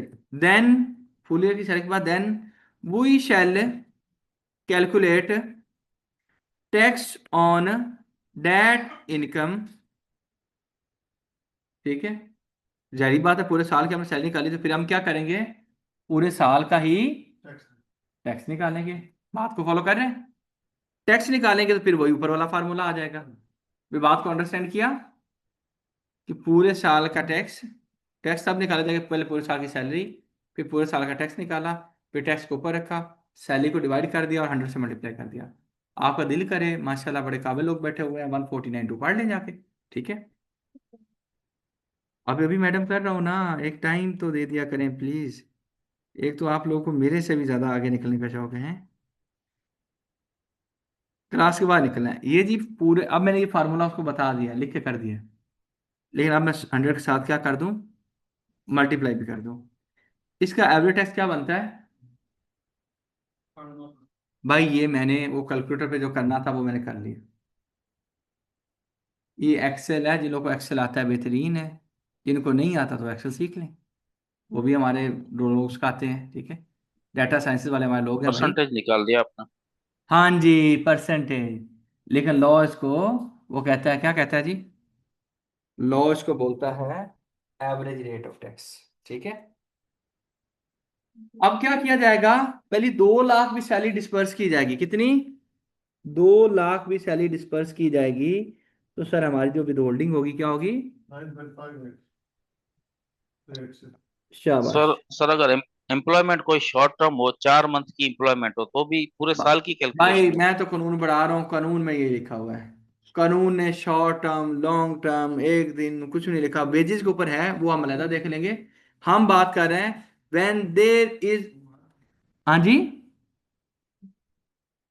6 मंथ सैलरी ले रहा है एम्प्लॉय, हाँ जी, तो ये रेट उसके 6 मंथ पे इंप्लीमेंट होना, तो पूरे साल नहीं नहीं वो सर, भाई अभी तो हमने सैलरी के ऊपर गया ही नहीं, अभी हमने देखा कि एवरेज रेट कैसे निकलेगा, अभी विद होल्डिंग पे भी नहीं गया है भाई, विद होल्डिंग करनी भी नहीं सीखी। अभी साल पहले हमने वहां पे लिखा हुआ था टैक्स कटेगा एवरेज रेट पे, तो अभी पहले वो समझ लें, फिर इसमें हम 6 महीने भी कर लेंगे, 2 महीने भी कर लेंगे, भाई थोड़ा सा हौसला रख लें। मैं यहाँ पे बैठा हूँ आप लोग के लिए, ठीक है, थोड़ा सा सब्र। हम इसी एग्जाम्पल को थोड़ा सा नीचे लेके जाते हैं, और हम सैलरी इतनी रखते हैं, हम 2-3 सिनेरियो बना लेते हैं। केस वन करते हैं, केस वन के अंदर सिनेरियो वन में एक ऐसा बंदा है, अच्छा ये ऊपर मैंने भी फार्मूला लगाया था, सैलरी थी हमारी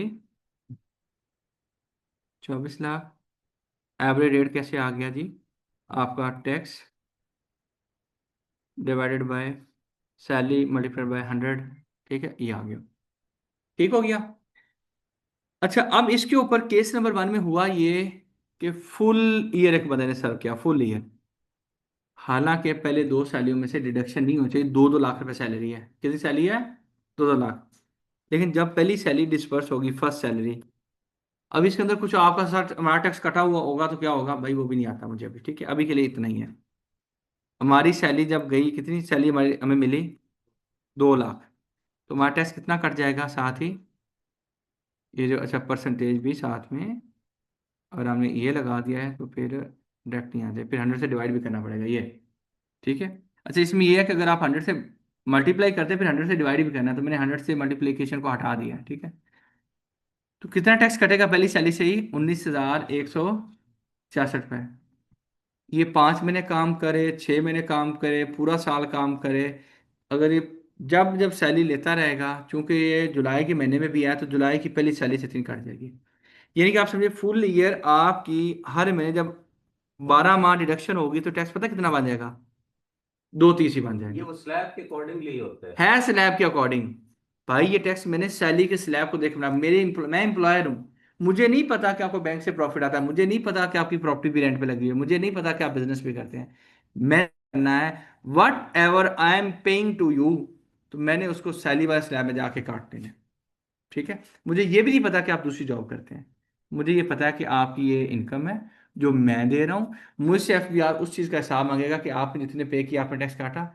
अगर मैंने नहीं काटा, चले आपसे रहा नहीं जाएगा, चलो बता देता हूँ, सेक्शन 161(1) के तहत अगर आपको शोकाज किया जाएगा, पूछा जाएगा कि भाईजान ये जो पैसे आपने काटने थे क्यों नहीं काटे, आपके पास जवाब ही नहीं, जवाब होगा भी नहीं, क्यों क्यों नहीं काटे, तो क्या कहेंगे, अच्छा आप कहेंगे यार ये आपने 24 देखा है, तो 6-6 लाख रुपए 4 लोग की सैलरी है। ये उनकी सीएनएसी हैं, ये उनका नंबर है, ये उनकी सीवी है, ठीक है। तो एफबीआर कहेगा इट्स ओके, आप अय्याशी करने कोई मसला नहीं है।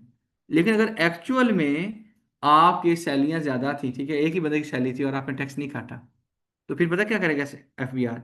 सेक्शन 161 सब सेक्शन 1 के तहत वो पैसे आप पर्सनली तौर पे लाइबल हो जाएंगे कि वो पैसे आप दें। मेरी बात को अंडरस्टैंड कर पा रहे हैं? तो हाँ जी, ये विदोल्डी के नहीं थी। ये विदोल्डी के लिए है। इसमें एक सिनेरियो ये भी तो हो सकता है ना सर कि 6 महीने ये जनवरी में ज्वाइन ना क्योंकि इसने टैक्स ईयर यानी तो अभी करते हैं ना सर, अभी केस और केस पे आते हैं ना यार, थोड़ा सा टाइम दे दो। जितना पढ़ लें वो कर लिया, कि जब मैं आखिरी क्लास होगी ना इनकम टैक्स की, मैं कहूँगा भाई जो आपके दिल में भड़ास है किसी एरिया की, वो कल इकट्ठी करके ले आए हर बंदा। और मैं ये भी कहता हूँ कि आप अपनी मर्जी कोई फरमाइशी प्रोग्राम कोई बना के ले आए, अगर ये इनकम आ गई, ये हो गया, वो हो गया, मैं आपके साथ बैठूंगा, बैठ के सालों को समझाऊंगा। लेकिन वो उस वक्त आएगा, चूंकि अभी मैं कुछ ही बता दूंगा, मुझे उधर जाने में मसला नहीं है। ये तो जिन लोगों की पहली या दूसरी क्लास होगी या जो फर्स्ट टाइम पढ़ रहे होंगे और जिनकी प्रैक्टिस भी है, दोनों बराबर नहीं हो सकते और बराबर होना भी नहीं चाहिए। क्यों? जिस बंदे ने टाइम लगाया है, अल्लाह ताला भी फरमाते हैं जो इल्म रखते हैं और जो इल्म नहीं रखते बराबर नहीं हो सकते। ठीक है, मफहूम इसी तरह है। तो इस तरह से भाई जिन लोगों ने टाइम लगाया हुआ, जिन्होंने नहीं लगाया हुआ, तो मैंने दोनों को देखना है। मेरे लिए आप भी मुकद्दम है, वो बंदा भी मुकद्दम है। ठीक है, आगे समझे सर। ये अब पूरे साल का, अब फर्ज करें कि आपने केस 2 में आप पर्सनली लायबल हो गया, और एक और भी आपकी तबीयत साफ कर देते हैं। सेक्शन 21C वो कहता है कि आप अपने बिजनेस से सैलरियाँ माइनस करते हो, अभी आपको बताया था, मैंने कहा जी बिल्कुल करता हूँ। कहता है कि वो खर्चे के तौर पर माइनस नहीं कर सकते, इनएडमिजिबल। कितने मसले में आप कहेंगे सारी ये चीज़ें तो पता ना ही होती तो बेहतर था। भाई लॉ क्या कहता है मैं आपको बता रहा हूँ, आप क्या करते हैं वो आप जिम्मेदार हैं। लॉ में इल्म होना चाहिए, मेरी बात समझ रहे हैं जी? ठीक है, केस नंबर 2। केस नंबर 2 में सर क्या होता है? केस नंबर 2 में ये होता है कि एक बंदा जनवरी में आया, सैलियाँ उसकी, हालांकि अगर हम उसको देखें कब आया, जनवरी में। जब वो जनवरी में आया तो उसकी भी सैलरी 2 लाख है। कितनी सैलरी है? 2 लाख है। जब उसकी सैलरी 2 लाख है तो उसको पूरे साल में सैलरी मिलेगी कितनी? 12। अगर हम उसकी बात करें तो सैलरी सर हमें मिलेगी, अगर हम बात करें 6 12। अब क्या इसका 6 लाख पे टैक्स निकाला जाए? कानून कहता है नहीं, दरमियान में भी आएगा। तो जितनी आप पे कर रहे हैं ना आप उसको, इसका मकसद क्या है? इसका मकसद ये है कि एवरेज रेट को सेम रखना। क्या रखना? एवरेज रेट सेम रखना। अच्छा, यानी कि क्या मतलब हुआ? अगर इसको 12 मिलेगा कितना, इसको 12 नहीं, इसको हमने 6 से मल्टीप्लाई करना, इसको मिलेगा 12 लाख। लेकिन इसकी जो विदहोल्डिंग होगी ना, वो वो हमारी होगी 24 का। देखिए टैक्स आधा कटा है, ये देखें, टैक्स 230 बनता था, कटा कितना है? 115। मेरी बात को अंडरस्टैंड किया है कि नहीं किया? टैक्स तो हाफ हुआ है, लेकिन इस कार्रवाई से हुआ क्या है? रेट आपके ऊपर ज्यादा लग गया है। क्यों? अगर 12 होता तो 6 पे तो टैक्स होता ही ना, 6 पे तो टैक्स होता ही ना। और जो ऊपर वाला 6 है, अगर टैक्स ईयर 2025 को निकाल लूँ तो पता कितना बनता? 90,000 बनता। देख लीजिएगा, मैं आपको बता रहा हूँ, टैक्स ईयर 2025 के हिसाब से 12 लाख के ऊपर जो टैक्स बनता है, 6 पे बनता ही नहीं, ऊपर वाले 6 पे 15% के हिसाब से कितना बनता है? 90,000। और उसने एक्स्ट्रा कितना ले लिया है? 25,000। इसकी इस कार्रवाई के नतीजे में। अच्छा, एक और चीज बता दूं, बड़ी माजरत के साथ 90% कंपनियों में ये काम नहीं हो रहा, ये गलत प्रैक्टिस फॉलो हो रही है। अच्छा, उसकी वजह क्या है कि उन लोगों को खुद भी नहीं पता। उन लोगों को ना तो लॉ पढ़ना आता है, ना उनकी कहीं ट्रेनिंग करवाई गई है। आप इसको पढ़ के, जिस बंदे को लॉ की इंटरप्रिटेशन आती है उसके साथ बैठ जाए, फिर वो बता दे। 149 एक को भी देख ले, 149 दो को भी पढ़ ले। यानी कि इस सारी कार्रवाई का मकसद एवरेज रेट को क्या करना है? ज्यादा 12 माह पे करके क्या हो जाएगा? ज्यादा। अच्छा, इस केस में अगर एवरेज रेट हम निकालें, फर्ज करें हम 6 माह पे निकालें, तो भाई एवरेज रेट इस केस में तो बहुत कम बनेगा। क्यों कम बनेगा? पूरे साल का टैक्स अगर आप निकालें 15,000 रुपये, ठीक है, कितना? एक 15 नहीं, 90 का निकालते हैं, चूंकि एक्चुअल तो 90 बनता है ना 12 पे, ठीक है। एक्चुअल बनता 90, लेकिन विद होल्डिंग कितनी होगी? एक 15। मेरी बात को अंडरस्टैंड कर रहे हैं? और इस पे हम निकालेंगे तो ये कितना बनेगा, ये एवरेज रेट 7.5% बनता है। आप कहें नहीं सर 6 लाख तो टैक्स ही नहीं होता। एवरेज रेट का मतलब ये होता है कि विद होल्डिंग होगी तो पहले पेमेंट पे भी होगी, रेट क्या हो जाएगा, कम हो जाएगा। हालांकि इस 12 लाख के ऊपर जो टैक्स लगता है ना हमारा 6 पे लगता है, और अगले 6 पे कितना लगता है, 15%। लेकिन ये कितना निकाल रहा है, इसको एवरेज रेट का मतलब ये है कि जिसको अगर जो लोग मैथमेटिक्स में स्टैट्स समझते हैं उनको पता होगा कि एक मीन का वर्ड हम पढ़ते होते थे, ये मीन निकाली है हमने, ठीक है, यानी कि पूरे साल का औसत। ठीक हो गया।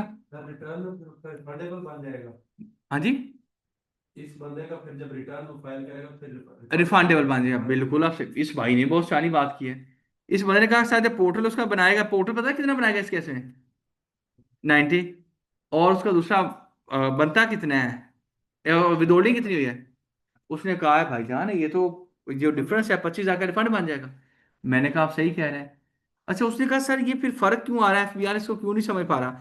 मैं कहूँगा एक साइड है विद होल्डिंग साइड, बहुत इंपॉर्टेंट साइड मतलब डिस्कशन। एक है विद होल्डिंग साइड, यानी कि टैक्स काटने की साइड।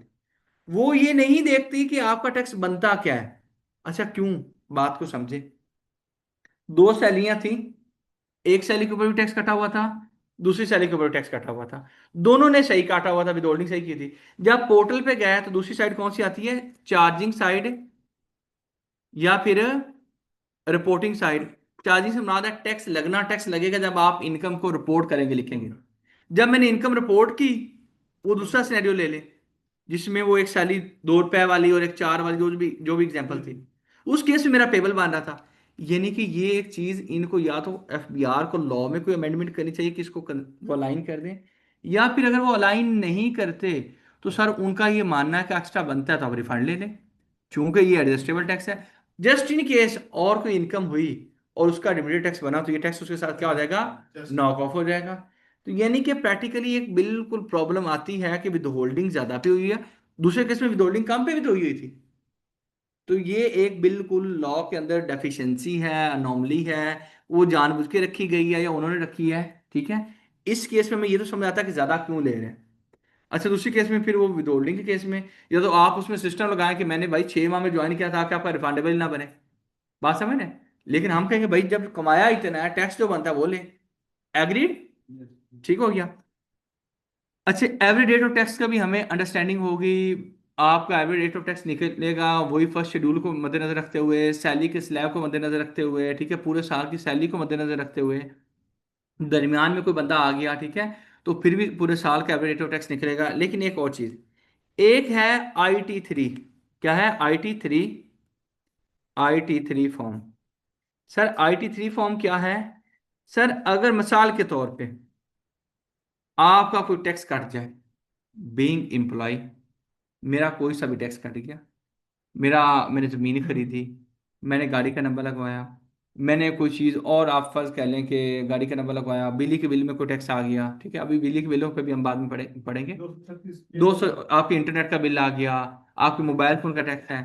तो लॉ में अभी भी ये बात मुकम्मल नहीं हुई, ये बता दूं बस इतना बताने के लिए कि किसी और सेक्शन की विदहोल्डिंग हुई हुई है जो कि एडजस्टेबल हो, ठीक है, आफ्टर एडजस्टमेंट कह दिया, आफ्टर मेकिंग एडजस्टमेंट। अच्छा, इसमें भी लॉ में एक गलत लिखा हुआ है, पता है क्यों?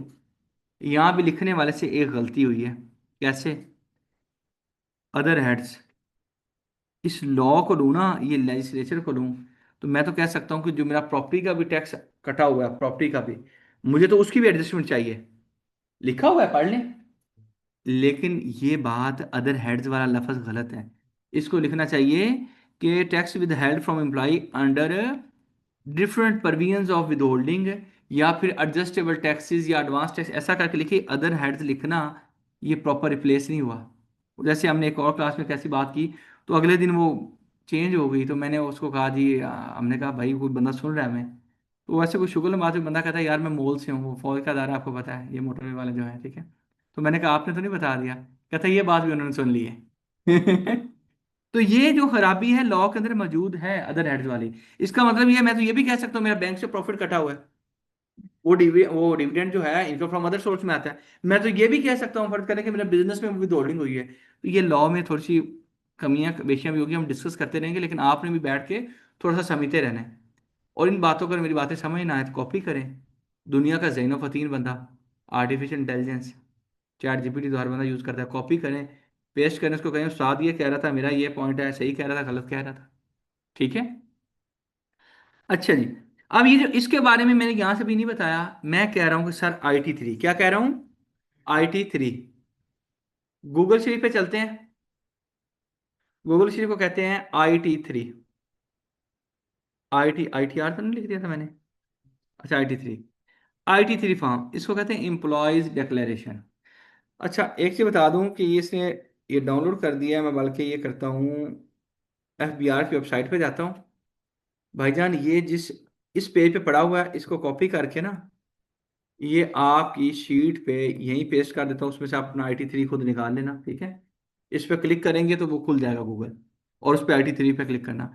सर ये फॉर्म भी अल्लाह की मेहरबानी से ये वैसे इनकम टैक्स रूल्स के अंदर बना हुआ है, लेकिन इनकी हिम्मत नहीं हुई और अल्लाह ने इनको हिम्मत दी भी नहीं कि इसको करेक्ट कर लें। क्यों, इसके अंदर भी कोई खराबियां हैं, बताता हूँ। ये है क्या, डिक्लेरेशन बाय सैलरीड पर्सन। इसके अंदर क्या है, to be submitted to the employer by the employee. इसमें आप अपनी डिटेल लिखेंगे, और ये क्या है, आप इसमें हल्फ देते हैं कि जो इंफॉर्मेशन है वो करेक्ट है, और जो मूवीज में ड्रामा होता है वो ड्रामा करते हैं जी, जो कहूँगा सच कहूँगा, ये वही वाली बातें आ गई। ठीक है, अब आगे आपके जो टैक्स आपका कटा है मोबाइल फोन पे 236C का, तो वो तो वाकई हमें उसकी एडजस्टमेंट मिलनी चाहिए। यानी कि जो हमारा टैक्स बनता है पूरे साल का 2,30,000, मैं अपने एम्प्लॉयर को कहूंगा भाई ये इतना टैक्स कटा हुआ है, ये आखिरी महीने में जाके कहेंगे ना, वो कहेगा भाईजान आपका टैक्स तो बनता था 2,30 है, तो हमने तो काट लिया, आपका 20 रहता है और आप विदहोल्डिंग ले आए 60,000 रुपये की। तो हम कोशिश करेंगे क्वार्टरली एडजस्ट करवा लें, कोई 2-3 महीने गुजरे हम कहें जी इतना टैक्स हमारा कटा हुआ है, फिर 2-3 महीने गुजरे तो हम कहें इतना फिर कटा हुआ है। मेरी बात समझ रहे हैं, तो बजाय कि at the end last turn से एडजस्ट करवाएं, मेरी बात समझ रहे हैं, तो हम उसको हर क्वार्टर बाद, इवन कि हर महीने में करवाना करा लो। मैंने गाड़ी खरीदी, फर्ज करें जमीन खरीदी अगस्त में, तो अगस्त में मेरा बहुत ज्यादा इनकम टैक्स 236C का, यानी कि कोई भी एडजस्टेबल टैक्स हो, कौन सा एडजस्टेबल टैक्स हो, यानी कि कोई सी मुराद ये नहीं कि आप हैं सर वो फलाना एडजस्टेबल है, वो जो प्रॉपर्टी नहीं लगाई हुई रेंट पे उसका एडजस्टेबल नहीं, नहीं वो प्रॉपर्टी इनकम के साथ उसका रिश्ता है। ये मैं बात कर रहा हूँ किसी खर्चे के ऊपर आपका एडवांस टैक्स हो। मोबाइल फोन भी आपका क्या है, खर्चा है। गाड़ी का नंबर लगवाने, अभी के लिए मैं कह रहा हूँ खर्चा है, हालांकि गाड़ी का जो नंबर हम लगवाते होते हैं उसमें से नॉर्मली लोग मार्केट में उसको सैलरी का वो बना देते हैं, गाड़ी की कीमत का हिस्सा बना देते हैं, हालांकि वो पैसे हमें रिफंड जब हो जाते हैं या एडजस्ट हो जाते हैं, कानून कहता है वो आपकी सैलरी उसका गाड़ी का हिस्सा नहीं बनना चाहिए। फॉर द टाइम बिंग आप समझ लें कि कोई भी खर्चा है, कोई भी क्या है, खर्चा है, और खर्चे के ऊपर इंटरनेट का बिल है। ठीक है, तो आपका क्या हो गया टैक्स, या आपने बैंक से पैसे निकलवाए, आप नॉन फाइलर थे, जैसे कल वो मेरा क्लाइंट था, तो वो पता नहीं एक रिटर्न कैसे ओवरलुक होगी, ठीक है, उस बच्चों से, उसने मुझे फ़ोन किया, सर वो मेरा टैक्स ज़्यादा कट गया, वो टैक्स काट दिया आप लोगों ने, मैं फाइल नहीं किया। मैंने कहा सर कोई मसले वाली बात नहीं है, अभी हमने अगर कोई 1.5 करोड़ का टैक्स पे किया है, तो अगले साल जब पे करेंगे तो ये जो आपका टैक्स काट गया हम एडजस्ट कर लेंगे। तो फिर उसके बाद मैंने बच्चों को तो अलग उनकी तारीफ की, ठीक है, बुला के, लेकिन उसको मैंने कहा भाई ये एडजस्टमेंट टैक्स टेंशन क्यों लेते हो, अभी हो गया। मैंने कहा प्रॉपर्टी शॉपिंग उसने खरीदी थी, मैंने कहा प्रॉपर्टी शॉपिंग की हमारी ट्रांजेक्शन कोई ना भी फाइलर हो जाता है, आप टेंशन ना लें। यानी कि वो जो टैक्सेस हैं एडजस्टेबल टैक्सेस, हमें उसकी एडजस्टमेंट मिल जाती है, बात को फॉलो कर रहे हैं। मोबाइल फोन का टैक्स एडजस्टमेंट मिल जाएगी, मोटर व्हीकल के ऊपर कोई टैक्स है एडजस्टमेंट मिल जाएगी, कैश विड्रॉल का टैक्स एडजस्टमेंट मिल जाएगी, प्रॉफिट ऑन डेट, अच्छा ये अब फाइन टैक्स होता है। ये मैं कह रहा था कि अल्लाह ने इनको हिम्मत नहीं दी, ये पॉइंट अब इसके अंदर नहीं होना चाहिए, दिस इज रॉन्ग। पर अदबन देख लो, इलेक्ट्रिसिटी के ऊपर पहले एडजस्टेबल टैक्स होता था, अब ये मिनिमम है, यानी कि वो कहता है कि उसकी एडजस्टमेंट नहीं मिलेगी, और ये गवर्नमेंट के खाते में चला के वापस भी नहीं आएगा, लेकिन इस चवल इंसान ने अभी तक इसको चेंज नहीं किया। अगर आपको आपका एम्प्लॉयर कम पढ़ा लिखा है, तो आपसे अगर आपका दाल अगर है तो लगा लो यार, लेकिन उस दाव के आपको जिम्मेदार है, मैं जिम्मेदार नहीं हूँ, उस 2 नंबरी का मैं जिम्मेदार नहीं हूँ, लेकिन वो अगर आपको बेनिफिट दे रहे हैं तो ले लो। वो वैल्यू भी लगा रहा हूँ। हाँ जी, अगर हाँ दे अगर रहा देखा जाए तो आपका फॉर्म ही ऐसा है, जी जी और ये अभी लेटेस्ट हमने FBR की वेबसाइट से निकाला है। बात को अंडरस्टैंड कर रहे हैं, अगली चीज, अरे प्रॉफिट ऑन डेट का भी अगर उसके आप दाव लगा सकते हैं लगा लो, लेकिन उस दाव के आपको जिम्मेदार है नफे या नुकसान की। ठीक है, लॉ क्या कहता है भाई, ये बातें समझ आ रही हैं, इसका पिछली क्लास से कोई ताल्लुक नहीं है। अच्छा, और आपने कहा अभी भी नहीं आ रही ना, तो फिर मसला होगा। टेलीफोन भाई ये एडजस्टेबल है, यानी कि ये वो टैक्सेस हैं जो आप, अच्छा कैसे करने हैं अभी हमने वो नहीं पढ़ा। हम अपने एम्प्लॉयर को जाके कहते हैं भाई ये देखो ये हमारे टैक्सेस कटे हुए हैं, फलाना फलाना बिल लेके चले गए, वो सर्टिफिकेट लेके चले गए। अच्छा वो भी जो ज्यादा पढ़े लिखे लोग हैं ना, ये अगर पढ़ा लिखा वाकई बंदा हुआ तो ये आपका टैक्स एडजस्ट नहीं करेगा, ये टैक्स आपका एडजस्ट नहीं करेगा। बाकी करेगा तो उसके ऊपर भी कहता है 50 रुपए का बयान हल्फी भी लेके आओ कि जो आप डॉक्यूमेंट जमा करवा रहे हो ना असल है, ये फेक नहीं है। आप बना के ले आओ और वाकई में वो जेन्युइन ही ना हो, ठीक है, और वो उसको फिर दे भी दे, आप कहें सर उस अथेंटिसिटी चेक करना, लॉ में ऐसी अथेंटिसिटी की उसकी जिम्मेदारी नहीं है। वो अपने जात को बचाने के लिए आपसे क्या ले लेता है, बयान हल्फी ले लेता है। हालांकि बयान हल्फी तो इसके भी ऊपर है, ठीक है, लेकिन वो कहता है स्टैम्प पेपर पे भी एक बयान हल्फी दे दो, और वो फाइल का हिस्सा बना देता है। क्योंकि एफबीआर कल को बुलाएगा, वो कहेगा ये चाचू शफीक की 24 लाख सैलरी और चाचू शफीक का 2,30,000 टैक्स था, तो आपने 80,000 क्यों काटा है। मैं कहूँगा ये देखें उसके ये बाकी सारा टैक्स जो नहीं कटा, इसलिए नहीं कटा, क्यों, क्योंकि मैं पर्सनली जिम्मेदार हूँ, क्यों, क्योंकि वो मेरा खर्चा नहीं माना जाएगा। याद आया, पहले मुझे वो शोकाज करता है, ठीक है। तो ये वो सारी बातें हैं जो आपने अंडरस्टैंड करनी है, ठीक है। तो हम एडजस्टमेंट भी लेते हैं, यानी कि हम अगले बंदे को अपना पूरा टैक्स काटने नहीं देते। हमारी कोशिश ये होती है कि हमें क्या मिल जाए, एक एडजस्टमेंट मिल जाए जो हमारे टैक्सेस मुख्तलिफ सेक्शन के तहत एडवांस या एडजस्टेबल टैक्सेस हैं जो किसी इनकम के साथ कनेक्ट नहीं है। इसमें देखा आपने, कोई भी इनकम के साथ कनेक्ट नहीं, वो प्रॉफिट ऑन एक डेट था। ये एक वक्त होता था तब होता था, होता क्या था मतलब एडजस्ट होता था। अब ये चूंकि फाइनल हो गया है तो अभी एडजस्ट नहीं होता। उस वक्त भी ये एडवांस टैक्स के तौर पे होता था, ठीक है। उस वक्त गवर्नमेंट चाहती थी कि लोग बैंकों में डालें। अब लोगों को बैंकों के ऊपर लगा कर उन्होंने कहा चलो जी पैसे निकालना शुरू कर दें। तो मुझे कहता है ना सर ये मेरे पास 80 लाख है या 70 लाख है, तो मैं पूछता हूँ सर आपकी उम्र कितनी है, वो कहता है यार 60 से ऊपर है। तो मैं कहता हूँ बैंक में ना डालो, आप वो बहबूद में डालो, जैसे सेविंग सेंटर में। उस पर एक तो प्रॉफिट ज़्यादा, और दूसरे नंबर विद होल्डिंग नहीं है, और एंड पे टैक्स भी जो जमा करवाना है 5% जमा करवाना है। मेरी बात समझ रहे हैं। तो हम वक्तन फोक्तन सारी चीज़ों को एक्सप्लोर करेंगे, लेकिन थोड़ा तो अमल के साथ, ठीक है ना, कोई चीज़ रहेगी नहीं। और अभी भी आप कहें कि मैंने कुछ भी नहीं बताया। व्हाट वी हैव डिस्कस्ड के सैलरी के लिए एम्प्लॉयर एम्प्लॉई होगा, नंबर वन।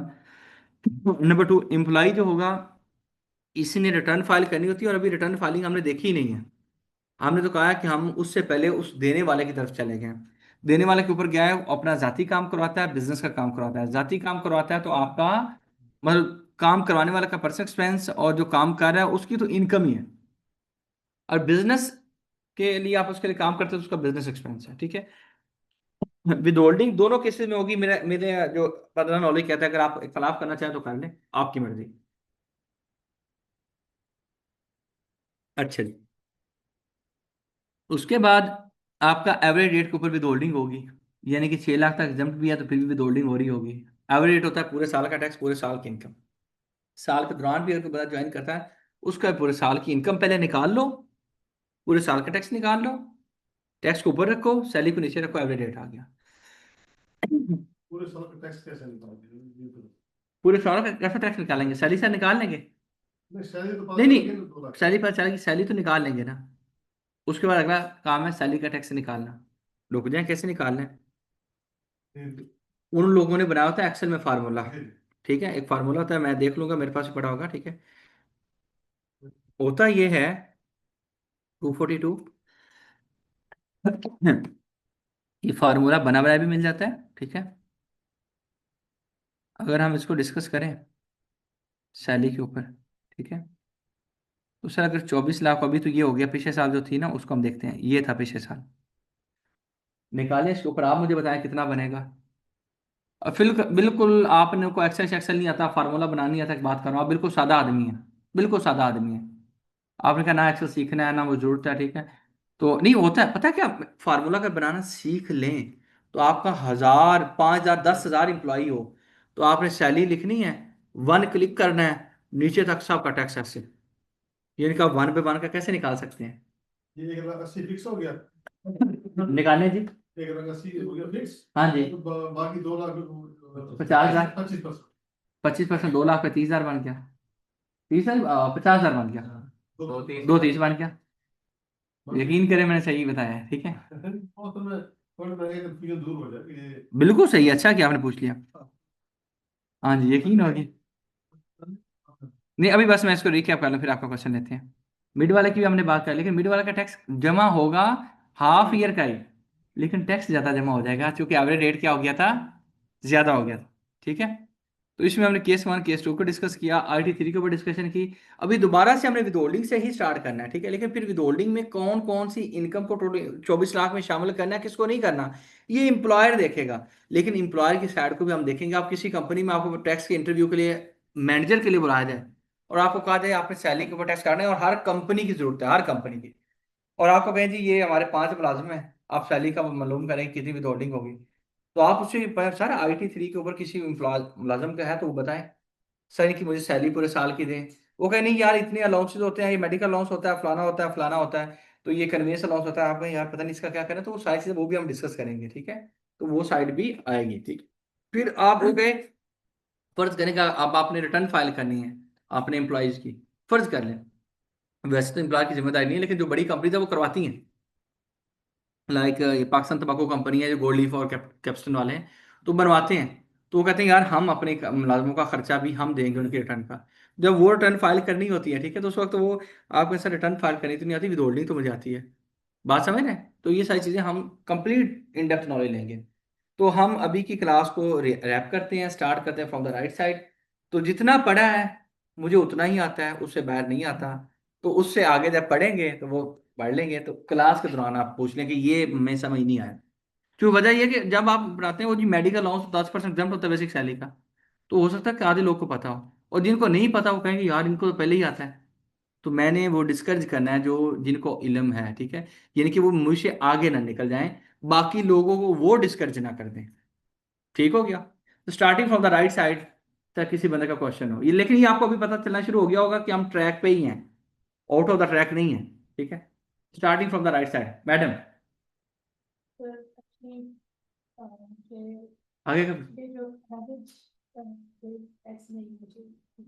ऊपर से गुजर गया। आप क्लास को इतने एरिया को बाकी सारी समझ आई है ना? इतने एरिया को, पहली बात तो ये है कि आपने वो लेक्चर को जाके आगे पीछे करके देख लेना कि साहब कहाँ से आगे रेट ऑफ टैक्स निकालते हैं। 2 दफा जाके सुने, 3 दफा सुने, एक कोई मेरा ख्याल है हार्डली 20 मिनट की डिस्कशन होगी। अरे तो थोड़ा सा मैं तेज बोलता हूँ तो ये है कि वो चलो फिर भी आप 1.25 पे जा सकती हैं। ठीक है, थोड़ी स्पीड ज़्यादा कर लीजिएगा।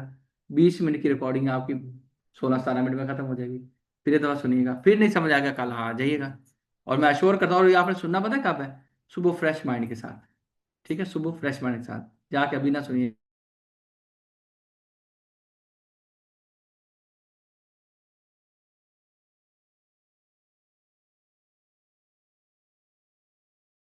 हाँ सर, आपकी आवाज नहीं आ रही।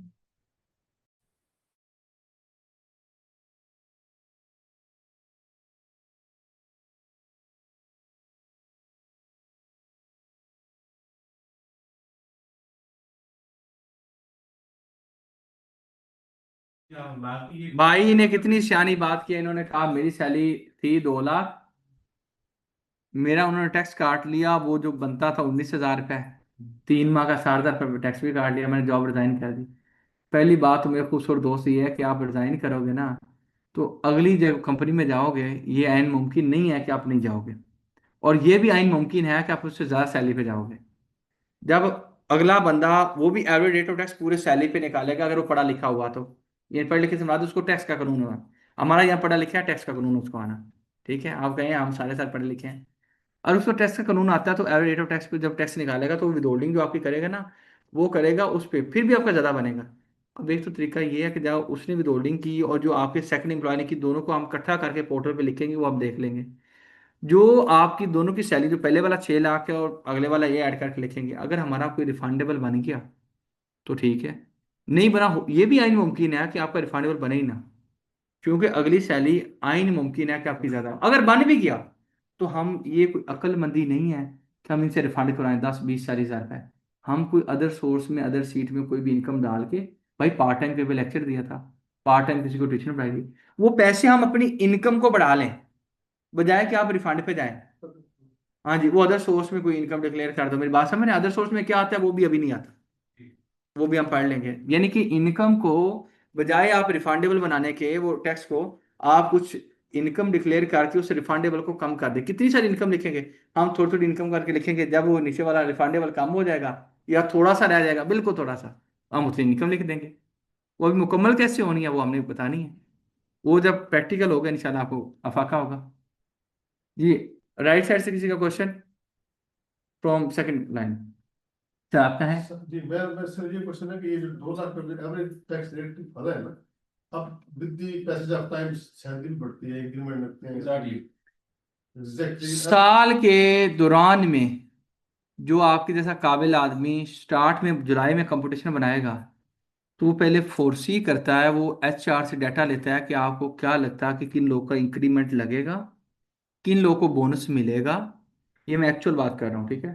तो वो एचआर डाटा देता है कि इस बंदे की इतनी रेमुनेशन इस कमिंग ईयर की होगी, और फाइनेंस वाले और एचआर वाले वो एडजस्ट होकर चाह रहे होते हैं। आपको पता है कि रेमुनेशन बनाना, मतलब रेमुनेशन होगी कितनी, वो काम किसका है, वो आपके एचआर का। लेकिन इस पे टैक्स कितना डिडक्ट होगा वो फाइनेंस वाले बताते हैं। फिर फाइनेंस वाले टैक्स की कंपटीशन के लिए एचआर से डाटा लेते हैं, वो विदहोल्डिंग बता के कि कितनी बनेगी, तो वो फिर एचआर को वापस भेजते हैं, एचआर फिर उसको फिट करके वो विदहोल्डिंग कर रहा था। तो यानी कि कोई अगर परस्पेक्टेड आप यानी हमने फोर्सी किया तो नहीं मिलेगा, लेकिन बाद में मिल गया। जब ऐसा केस आता है तो वो एचआर दोबारा उसको फोन करता है, यार इसका ये हो गया है, मतलब ये इसका एक बोनस मिल गया है, हमने तो कहा था नहीं मिलेगा, ये इसने काम ही अच्छा किया, या इसका किया था मिलेगा लेकिन इसका बोनस नहीं मिला। तो वो फिर एस्टिमेट को रिवाइज किया था। इसको मैं अगली क्लास में पढ़ाऊंगा कि ये एस्टिमेटेड टैक्स होता है, ये कोई एक्चुअल नहीं होता। आखिरी रिटर्न में जाके हम देखते हैं कि अच्छा पूरे साल में ये हुआ, लास्ट रिटर्न में कभी आप देखेंगे ना, लास्ट विद होल्डिंग या तो ज्यादा होगी या कम होगी। उसकी वजह ये होती है कि लास्ट में फाइनल हो रहा होता है, क्या हो रहा है, फाइनल एडजस्टमेंट हो रही होती है।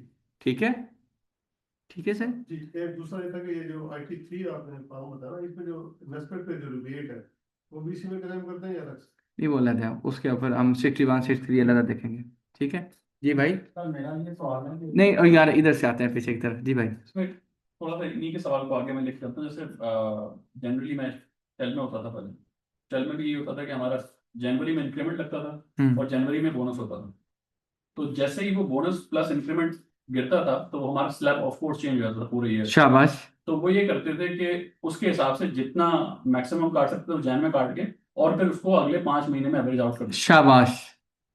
वाला सिस्टम यानी करता है ना, हाँ मैनुअली जी, तो अब नहीं होता जी, नहीं सारा सिस्टम भी करते हैं। यस ये भाई, अगर सॉफ्टवेयर अपने इदारे में इंप्लीमेंट करवाना तो हम वो भी कर देते हैं, ईआरपी इंप्लीमेंटेशन कंसल्टेंसी भी एक करते चीज तो ये है सर।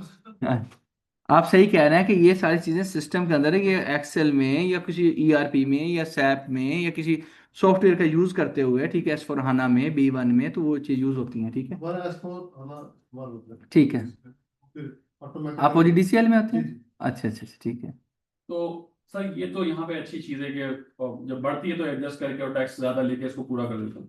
लेकिन अब मैं रिजाइन कर चुका हूँ, फर्ज फर्ज करें, ठीक है। और वही वाली बात जो पीछे वाले साहब ने की थी कि अगर 6 महीने बाद मैंने रिजाइन किया तो मेरी जो एवरेज टैक्स के हिसाब से जो टैक्स कटा, और मेरा अगला कोई इरादा भी नहीं नौकरी ज्वाइन करने का, मैं बिजनेस करना चाहता हूँ या कंसल्टेंसी स्टार्ट करना चाहता हूँ, तो आप रिफंड करवाओगे? तो फिर रिफंड की तरफ ही जाएंगे।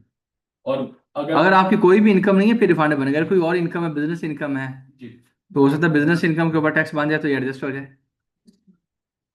टैक्स ईयर में एडजस्ट हो सकता है, बिल्कुल ठीक हो गया। स्टेट में ऑप्शन है कि उसको किसी तरीके हाँ से हाँ, कोई और इनकम है, मैं तो ये भी कहा है उनके सामने, मैंने कहा कोई और इनकम नहीं भी है बना लो, ये नहीं कि कागजात में अमीर हो जाओ। जब बाद में कमा, लोग कमा के बाद में रास्ते ढूंढते हैं, हम पहले कमा लेंगे, ठीक है। उनको पहले इल्म नहीं था, जो लोग कमा के बाद में रास्ते ढूंढते हैं। अभी हमें समझ आ गया, हम अपने डॉक्यूमेंट्स वाइट रखें। क्या हमारी जो रिडक्शन हो रही है, गोल्डन हो रही है, वो सर, इसको बिल्कुल हम करेंगे अब, बिल्कुल आप सही कह रहे हैं, एग्री। मैं अपने एम्प्लॉयर को बोल चुका हूँ कि वो टैक्स कम काटे, वो उसने कह दिया कि मैं कम काटूँ। बहुत अच्छा एम्प्लॉयर है आपका, या आपकी फाइनेंस वालों के साथ बहुत अच्छी दोस्ती है, ठीक है, अच्छा के साथ। नहीं वो करते हैं, अगर कर देते हैं, प्रूफ मतलब प्रूफ दे दे तो उनको मुझे पता है कि उनको पता है कि अभी कुछ नहीं है इनके पास, तो बिजनेस स्टार्ट करना है जो भी करना है। ठीक है, उन्होंने कह दिया कि अब इसमें लास्ट जो आपका वो है वो हम नहीं काटेंगे। बिल्कुल सही है, बिल्कुल सही है। तो लीगली मैं बेसिकली जानना चाहता हूँ लीगली कर क्या प्रॉब्लम फॉर देते टैक्स। सर, लॉ बता दे, वो उनके लिए यही होगा जो पॉइंट्स हम डिस्कस कर चुके हैं, टैक्स नहीं विदहोल्ड किया, पर्सनल लायबिलिटी है, शो काज होगा। हाँ जी, वो पर्सनल लायबिलिटी है, वो पर्सनल उस केस में लायबिल है अगर आपसे रिकवर नहीं होता तो। ये मैं सेक्शन लिख दिया, रेफरेंस को देख लें। जब वो रिपोर्ट करते हैं 3 मंथ इनकम, हम्म। ठीक है, तो फिर वो लायबल है। अगर इनको वो पहले टेनोर शो नहीं करते 3 मंथ का, वो तो सर, वो तो अलग बात है ना, देखिए लीगली जो कहते हैं, जब लीगली की बात आएगी तो फिर तो उन्होंने शो भी करना है। वो तो बात हो गया कि उसने डिक्लेयर ही नहीं किया, ठीक है, यानी कि इनकी सैलरी अगर डाली ही नहीं है, फिर वो अनडिक्लेयर्ड होगी तो फिर तो ठीक है, वो बचा लेंगे। लेकिन अगर वो रिपोर्ट करेंगे तो लीगली तो ये कि रिपोर्ट करें, ठीक है। हाँ, फिर वो ये फनकारी कर सकते हो कि नहीं नहीं, ये तो इनकी पूरे साल की सैलरी थी 6 लाख रुपए, ठीक है।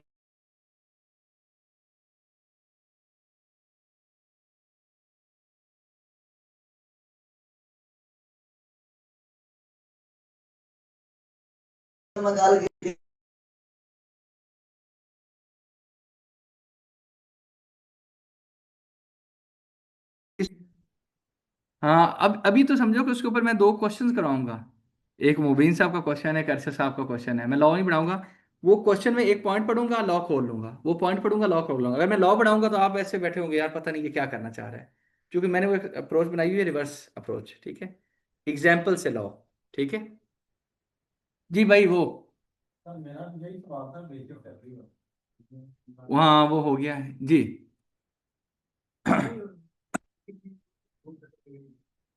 कभी रिश्वत को तोहफा कहने से तोहफा नहीं बन जाता। तो सैलरी को आप फीस कह दें, सैलरी को आप कमीशन कह दें। जब आपका किसी बंदे के साथ एम्प्लॉयर एम्प्लॉय का रिलेशन है, आपको जो चीज़ भी देगा वो सैलरी होगी, ये लॉ में लिखा हुआ 12(2) में। इसके ऊपर हम डिस्कशन करेंगे, ठीक है। वो कहे फीस है, वो कहे रेमुनेशन है, वो कहे बेनिफिट है, वो कहे फैसिलिटी है, वो कहे फलाना चीज़ है, वो कहे पर्क्स हैं, वो सैलरी है, ठीक है। उसके ऊपर हम देखेंगे। आप उसको कहें यार सैलरी के ऊपर होता है टैक्स, मुझे घर लेके दे दो, मेरी वो फलानी फीस दे दो, मुझे गाड़ी दे दो, मुझे फलानी को दे दो। लोगों ने कहा ये तो डंडी प्रोग्राम है। उसने कहा गाड़ी के बाद में इतने पैसे सैलरी में ऐड होंगे, घर की बाद में इतने पैसे ऐड होंगे।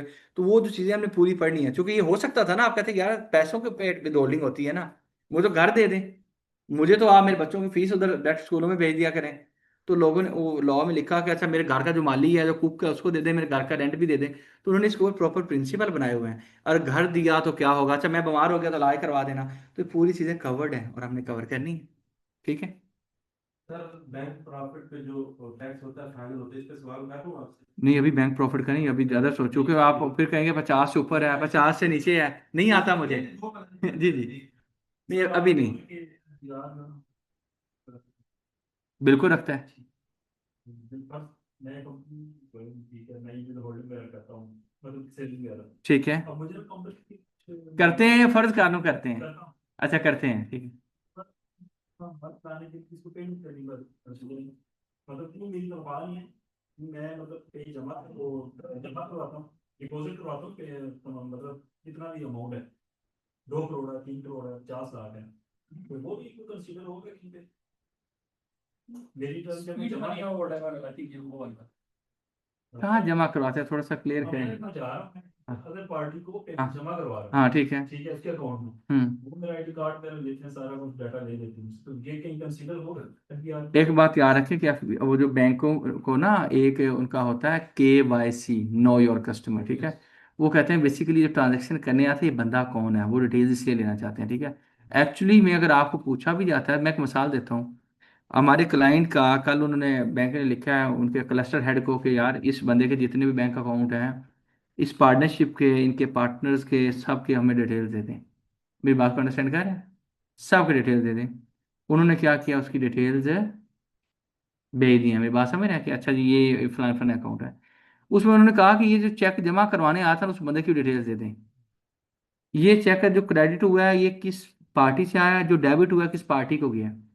तो बैंक के पास अगर डिटेल ना होती वो कैसे देता। इसका FBR के साथ FBR मांग सकता है, लेकिन आप कहीं उसकी बेस पे आपके ऊपर टैक्स लग जाएगा तो कुछ भी नहीं, ठीक है। क्वेश्चन क्या था दोबारा? उन्होंने कहा है कि भाई मैं कहीं जा के बैंक में कोई पैसे रखवा देता हूँ, किसी पार्टी के अकाउंट में जमा करवाता हूँ, वो मेरा CNSE ले लेता है बैंक, तो वो क्या मेरे ऊपर तो कोई नहीं आ जाएगा मामला, ठीक है। वो जिनके अकाउंट में क्रेडिट हुए हैं उनके ऊपर आएगा। जी भाई, आप लोग का किसी का नहीं है जिस रो में। जी भाई। टैक्सेबल इनकम कहा था कि 6 लाख नहीं होती, लेकिन एक शख्स की जो है ना ग्रॉस इनकम बन जाती है 9 लाख ईयरली। हम्म। 9 लाख बनती है, तो जब वो टैक्स जमा करवाएगा तो क्या 9 लाख का नेट रेट बनेगा या वो रिमेनिंग 3 लाख का बनेगा? भाई ये तो पिछली क्लास में पढ़ चुके हैं, हमने कहा था कि ये जो पूरा 9 लाख, 6 लाख भी होगा तो वो टैक्सेबल है, लेकिन टैक्स का रेट 0 है। मैंने ये नहीं कहा कि 6 लाख टैक्सेबल नहीं होती, 6 लाख भी टैक्सेबल है, but the rate of tax is 0%, ठीक है। अबाव जो आपका 6 लाख से ऊपर अमाउंट है, 3 लाख, उसके ऊपर टैक्स लगेगा। कितना रेट लगेगा, वो सैलरी है या वो अदर देन सैलरी, वो जो पूरा फार्मूला पड़ा हुआ है। तो यानी कि आप कहेंगे कि टैक्स की अमाउंट, टैक्सेबल अमाउंट इतनी है, अमाउंट पूरी टैक्सेबल है, लेकिन टैक्स किस अमाउंट पे लगना है वो 3 लाख है। मेरी बात समझ रहे हैं जी? सर मेरा क्वेश्चन ये है कि ये जो यूटिलिटी बिल्स की भी डिस्कस हो रहा था, और ये जिस तरह से मेरा अब ये है कि कुछ यूटिलिटी बिल्स की अमाउंट मेरे अकाउंट में ट्रांसफर होती है, तकरीबन कोई 1 लाख के अराउंड, इससे ऊपर वो कंपनी की वो होता ही है कि ऑफिस के बिल जमा कराने होते हैं, आते हैं मेरे अकाउंट में, फिर वहां से उठा के मैं बिल्स अकाउंट वो करता हूँ, डिपॉजिट करता हूँ उनके अकाउंट में। इसका इफेक्ट मेरे रिटर्न पे, ये मेरी इनकम तो नहीं है, वो ये इनकम तो नहीं आते चलेगा, लेकिन एफबीआर आपसे इंक्वायर कर सकता है कि आपने पूरे साल में सैलरी बताई 12 लाख रुपए है, लेकिन आपके पूरे साल के अंदर जो पैसे पार्क हुए हैं वो 24 लाख हुए हैं, तो आपके पास प्रॉपर इसका हिसाब किताब होगा। कल को आप कंपनी छोड़ दो, कंपनी वाले आपको कोई डाटा ही ना दे, ठीक है, तो आपके पास प्रॉपर हिसाब किताब होना चाहिए। आपके पास समझो बिलों की कापी आपके पास होनी, कंपनी छोड़ भी है तो आप अच्छा लीगली वो कहेंगे हमारे बिल आप क्यों लेके जा रहे हैं, बस वो भाई ये देखो आए थे इतने पैसे यहाँ यूज किए थे मैंने, तो अवॉइड करें, या फिर एक अकाउंट ही सेपरेट करवा लें जिसके अंदर सिर्फ कंपनी की ट्रांजेक्शन कंपनी करें। अकाउंट से पे हो नहीं रहे होते, वो पर्सनल अकाउंट से पे हाँ होते हैं, बिल्कुल सही कह रहे हैं। तो वो फिर आज गवर्नमेंट के भाई स्कोर 1 लाख के केस हैं, दूसरी तरफ से 1 लाख आउट हुए, जी एक्सपोर्ट के वो लिए सेम अमाउंट नहीं, वो तो सर रिकॉर्ड रखना पड़ेगा ना, वो ये कह रहे हैं कि मैं मेरे ऊपर क्या इफेक्ट आएगा, इफेक्ट तो ये है ना कि इनके पास पूरी उसकी ट्रांजैक्शन की रिपोर्टिंग हो कि ये हुआ ऐसे हुआ इधर से पैसे इतने आए। पास रिकॉर्ड है। और सर ये कल को कंपनी 2 साल बाद छोड़ देते हैं और 6 साल बाद इनका 6 साल के अंदर 5 साल बाद ऑडिट खुल जाता था फिर। सर हमारी कंपनी का जो कैशियर है ना, हाँ जी चेक उसके नाम पे बनता है कंपनी का, ठीक है वो एम्प्लॉई है, ठीक है उसके एम्प्लॉई नंबर है, ठीक उसको चेक मिलता है, वो चेक जाके कैश पे होता है। पहले तो उसको क्रॉस चेक होता था, हाँ 10-10 लाख का चेक होता है, ठीक है मुझे तकरीबन 50 लाख 60 लाख 15 दिन आता है। पहले जब क्रॉस था, क्योंकि वो क्रॉस करके आप चेक ओपन नहीं दे सकते, हाँ बिल्कुल ऐसे है, लॉ में है, तो बड़े सेक्शन 21L के अंदर है। लेकिन वहां तो उसके अकाउंट में जाता है, पैसे उससे जाते हैं, अब वो उसकी डेबिट उसके अकाउंट में नहीं आएगा ना, मतलब जब निकलवा लेगा हाँ जी तो एक्सपेंडिचर तो वो बुक नहीं कर सकता, नहीं कर सकता, ऐसे ही है, वो तो कंपनी बुक करेगा। तो कोशिश। हाँ जी प्रूव करेगा मैं कैशियर हूँ, यस, पेमेंट वोचर बनता है, बकायदा उसके नाम का default लेकिन वो आप पेमेंट वाउचर की वो आप कॉपी लेके जाएगा, फिर भी आप उसको कहेंगे भाई आप क्यों लेके जा रहे हैं, वो बैंक बुक रखता है, कैश बुक रखता है, उसका दाम यानी कि कल को जब आपको पूछा जाए ना तो आप उसको जस्ट कराएं। जा सकते हैं। कोशिश यही की जाए कि उसको किसी और खाते में सेपरेट कराया जाए, हाँ ताकि कि वो कल ना हो यस सके। क्योंकि अभी तो मैं फाइनेंस से भी बात करता हूँ तो कहते हैं यार ऐसे, क्योंकि वो सेम अमाउंट आपकी आ रही है, सेम अमाउंट आपके अकाउंट से क्रेडिट भी हो रही है, डेबिट भी हो रही है और क्रेडिट भी हो रही है। फिर भी आप तो कोशिश करें कि अकाउंट ही अलग खुलवा लें, वो डेबिट क्रेडिट अगर हो रहा है तो भी बहुत अच्छी बात, आप कहेंगे ये इतने कंपनी के पैसे आए थे इतने चले गए थे, आप प्रॉपर एक अपने एम्प्लॉयमेंट की एग्रीमेंट भी लेके ना अपनी फाइल में का हिस्सा बना के रख लो अलहदा से, उसमें वो एक करवा दो कि मैं भाई रिसीव भी कर रहा हूँ पे भी कर रहा हूँ और ये अकाउंट मैंने इस मकसद के लिए खुलवाया, अब ऑनवर्ड सीधा कर लो, मेरी बात समझ रहे हैं, this is to certified that के इस अकाउंट में इतने पैसे जाएंगे, ताकि फिर भी हम एहतियातन चले।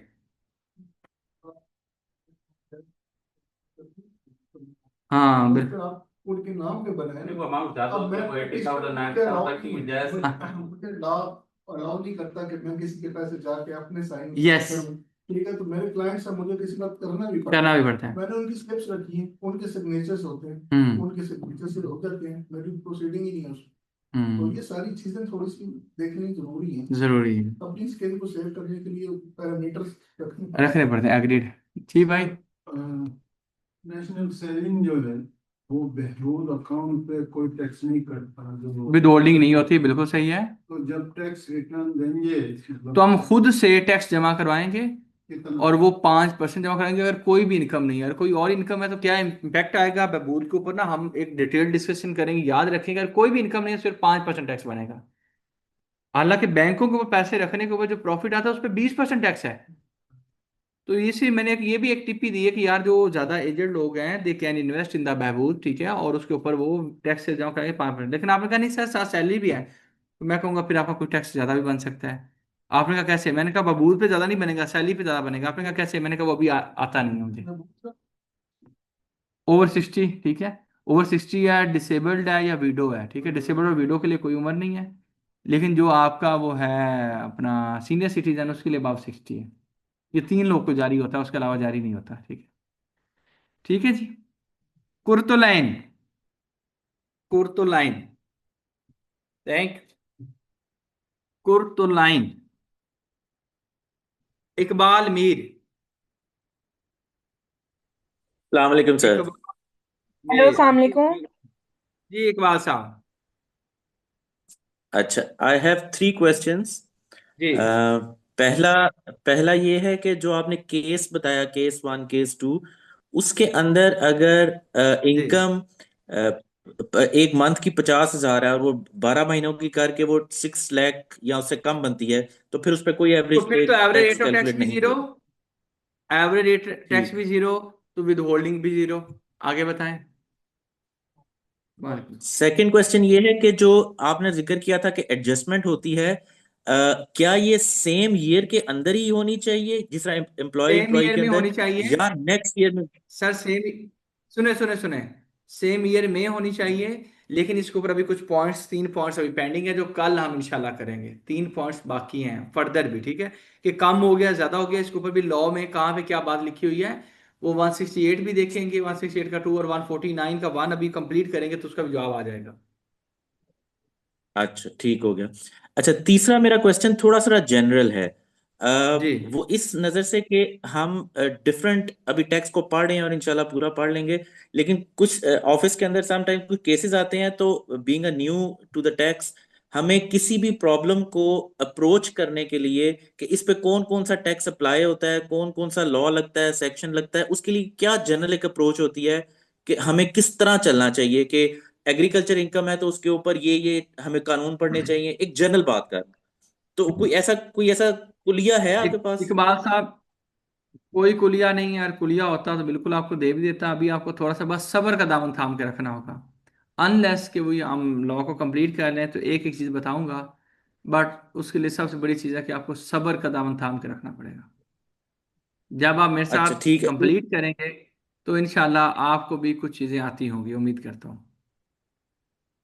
हाँ, बस मैं यही था कि वो ऑफिस के अंदर बेफिक्र थोड़ा रहें, मुझे बेफिक्र रहें। आप थोड़ा हैं कि फेस आप करना लेट पड़ेगा। आपने ज्वाइन किया, आपको ज्वाइन 2 साल पहले ज्वाइन करना चाहिए था मुझे, शायद आज आप कहाँ खड़े होते। हाँ, शायद।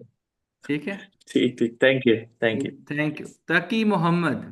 जी अस्सलाम वालेकुम। अच्छा, मैंने ये पूछना था, अगर कोई मुझे चेक दे अपने सेविंग अकाउंट का और हम्म। मैं जाके कैश निकलवाता हूँ, लेट से 10 लाख रुपए कैश है, और तो बैंक मेरा आईडी कार्ड मांगता है, मैं दे देता हूँ। तो मेरा सवाल उसके ये और है, कुछ भी नहीं होगा आपके ऊपर। MIS जी पे नहीं जाएगा ये? जी जी। MIS पे शो नहीं, नहीं होगा? आपका नहीं जाएगा। क्यों नहीं जाएगा, अभी इसको छोड़ दें, नहीं जाएगा। अच्छा। MIS पे दब जाता है जब टैक्स कटता है, ठीक है। तो वो आपको अच्छा, उसने दिया, भाईजान ने चेक ले लें, ठीक है। जी दूसरा ये है कि मेरी फैक्चुअल केस है, सैलरी 2 कंपनी से आती है। अब वो अपने हिसाब से जी। टैक्स काट लेते हैं, लेकिन आखिरी महीने में ना मुझे अच्छी खासी चट्टी पड़ जाती है कि जी आप पैसे जमा करो। और मैंने बड़ी तरह रिक्वेस्ट किया अकाउंटेंट्स को भी, मेरी आप थोड़ी सी ज्यादा विदहोल्डिंग कर लें, तो वो कहते हैं हम बाय लॉ नहीं कर सकते। तो ये क्या बात सही है?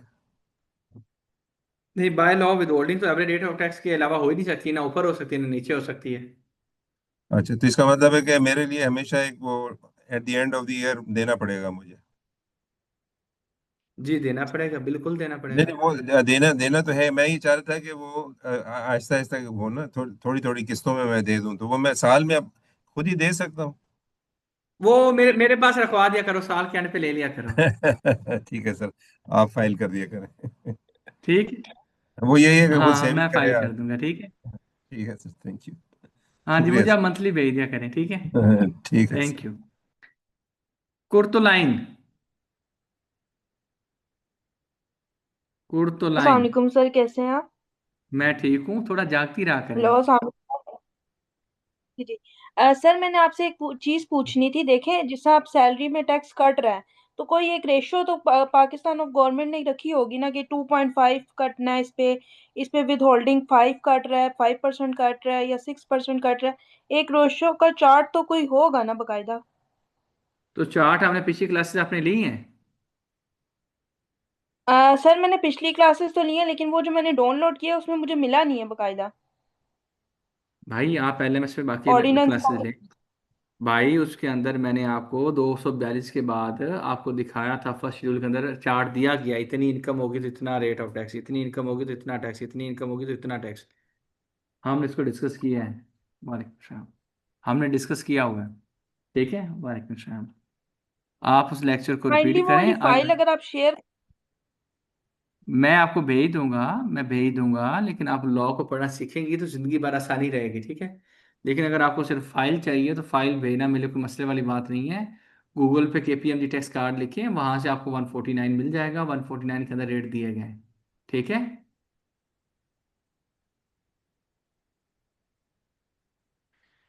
उसमें विद ठीक है होल्डिंग जी। वगैरह की भी परसेंटेज लिखी हुई होगी? भाई वो विद होल्डिंग भी उसी पे होती है, विद होल्डिंग भी उसी पे होती है, वो विद होल्डिंग के रेट ही दिए हैं मैडम, उसके ऊपर लिखा with holding tax card, with holding set rate of tax for collection and deduction, ठीक है। उसको आप देखेंगी तो वो विद होल्डिंग का ही कार्ड है, ठीक है।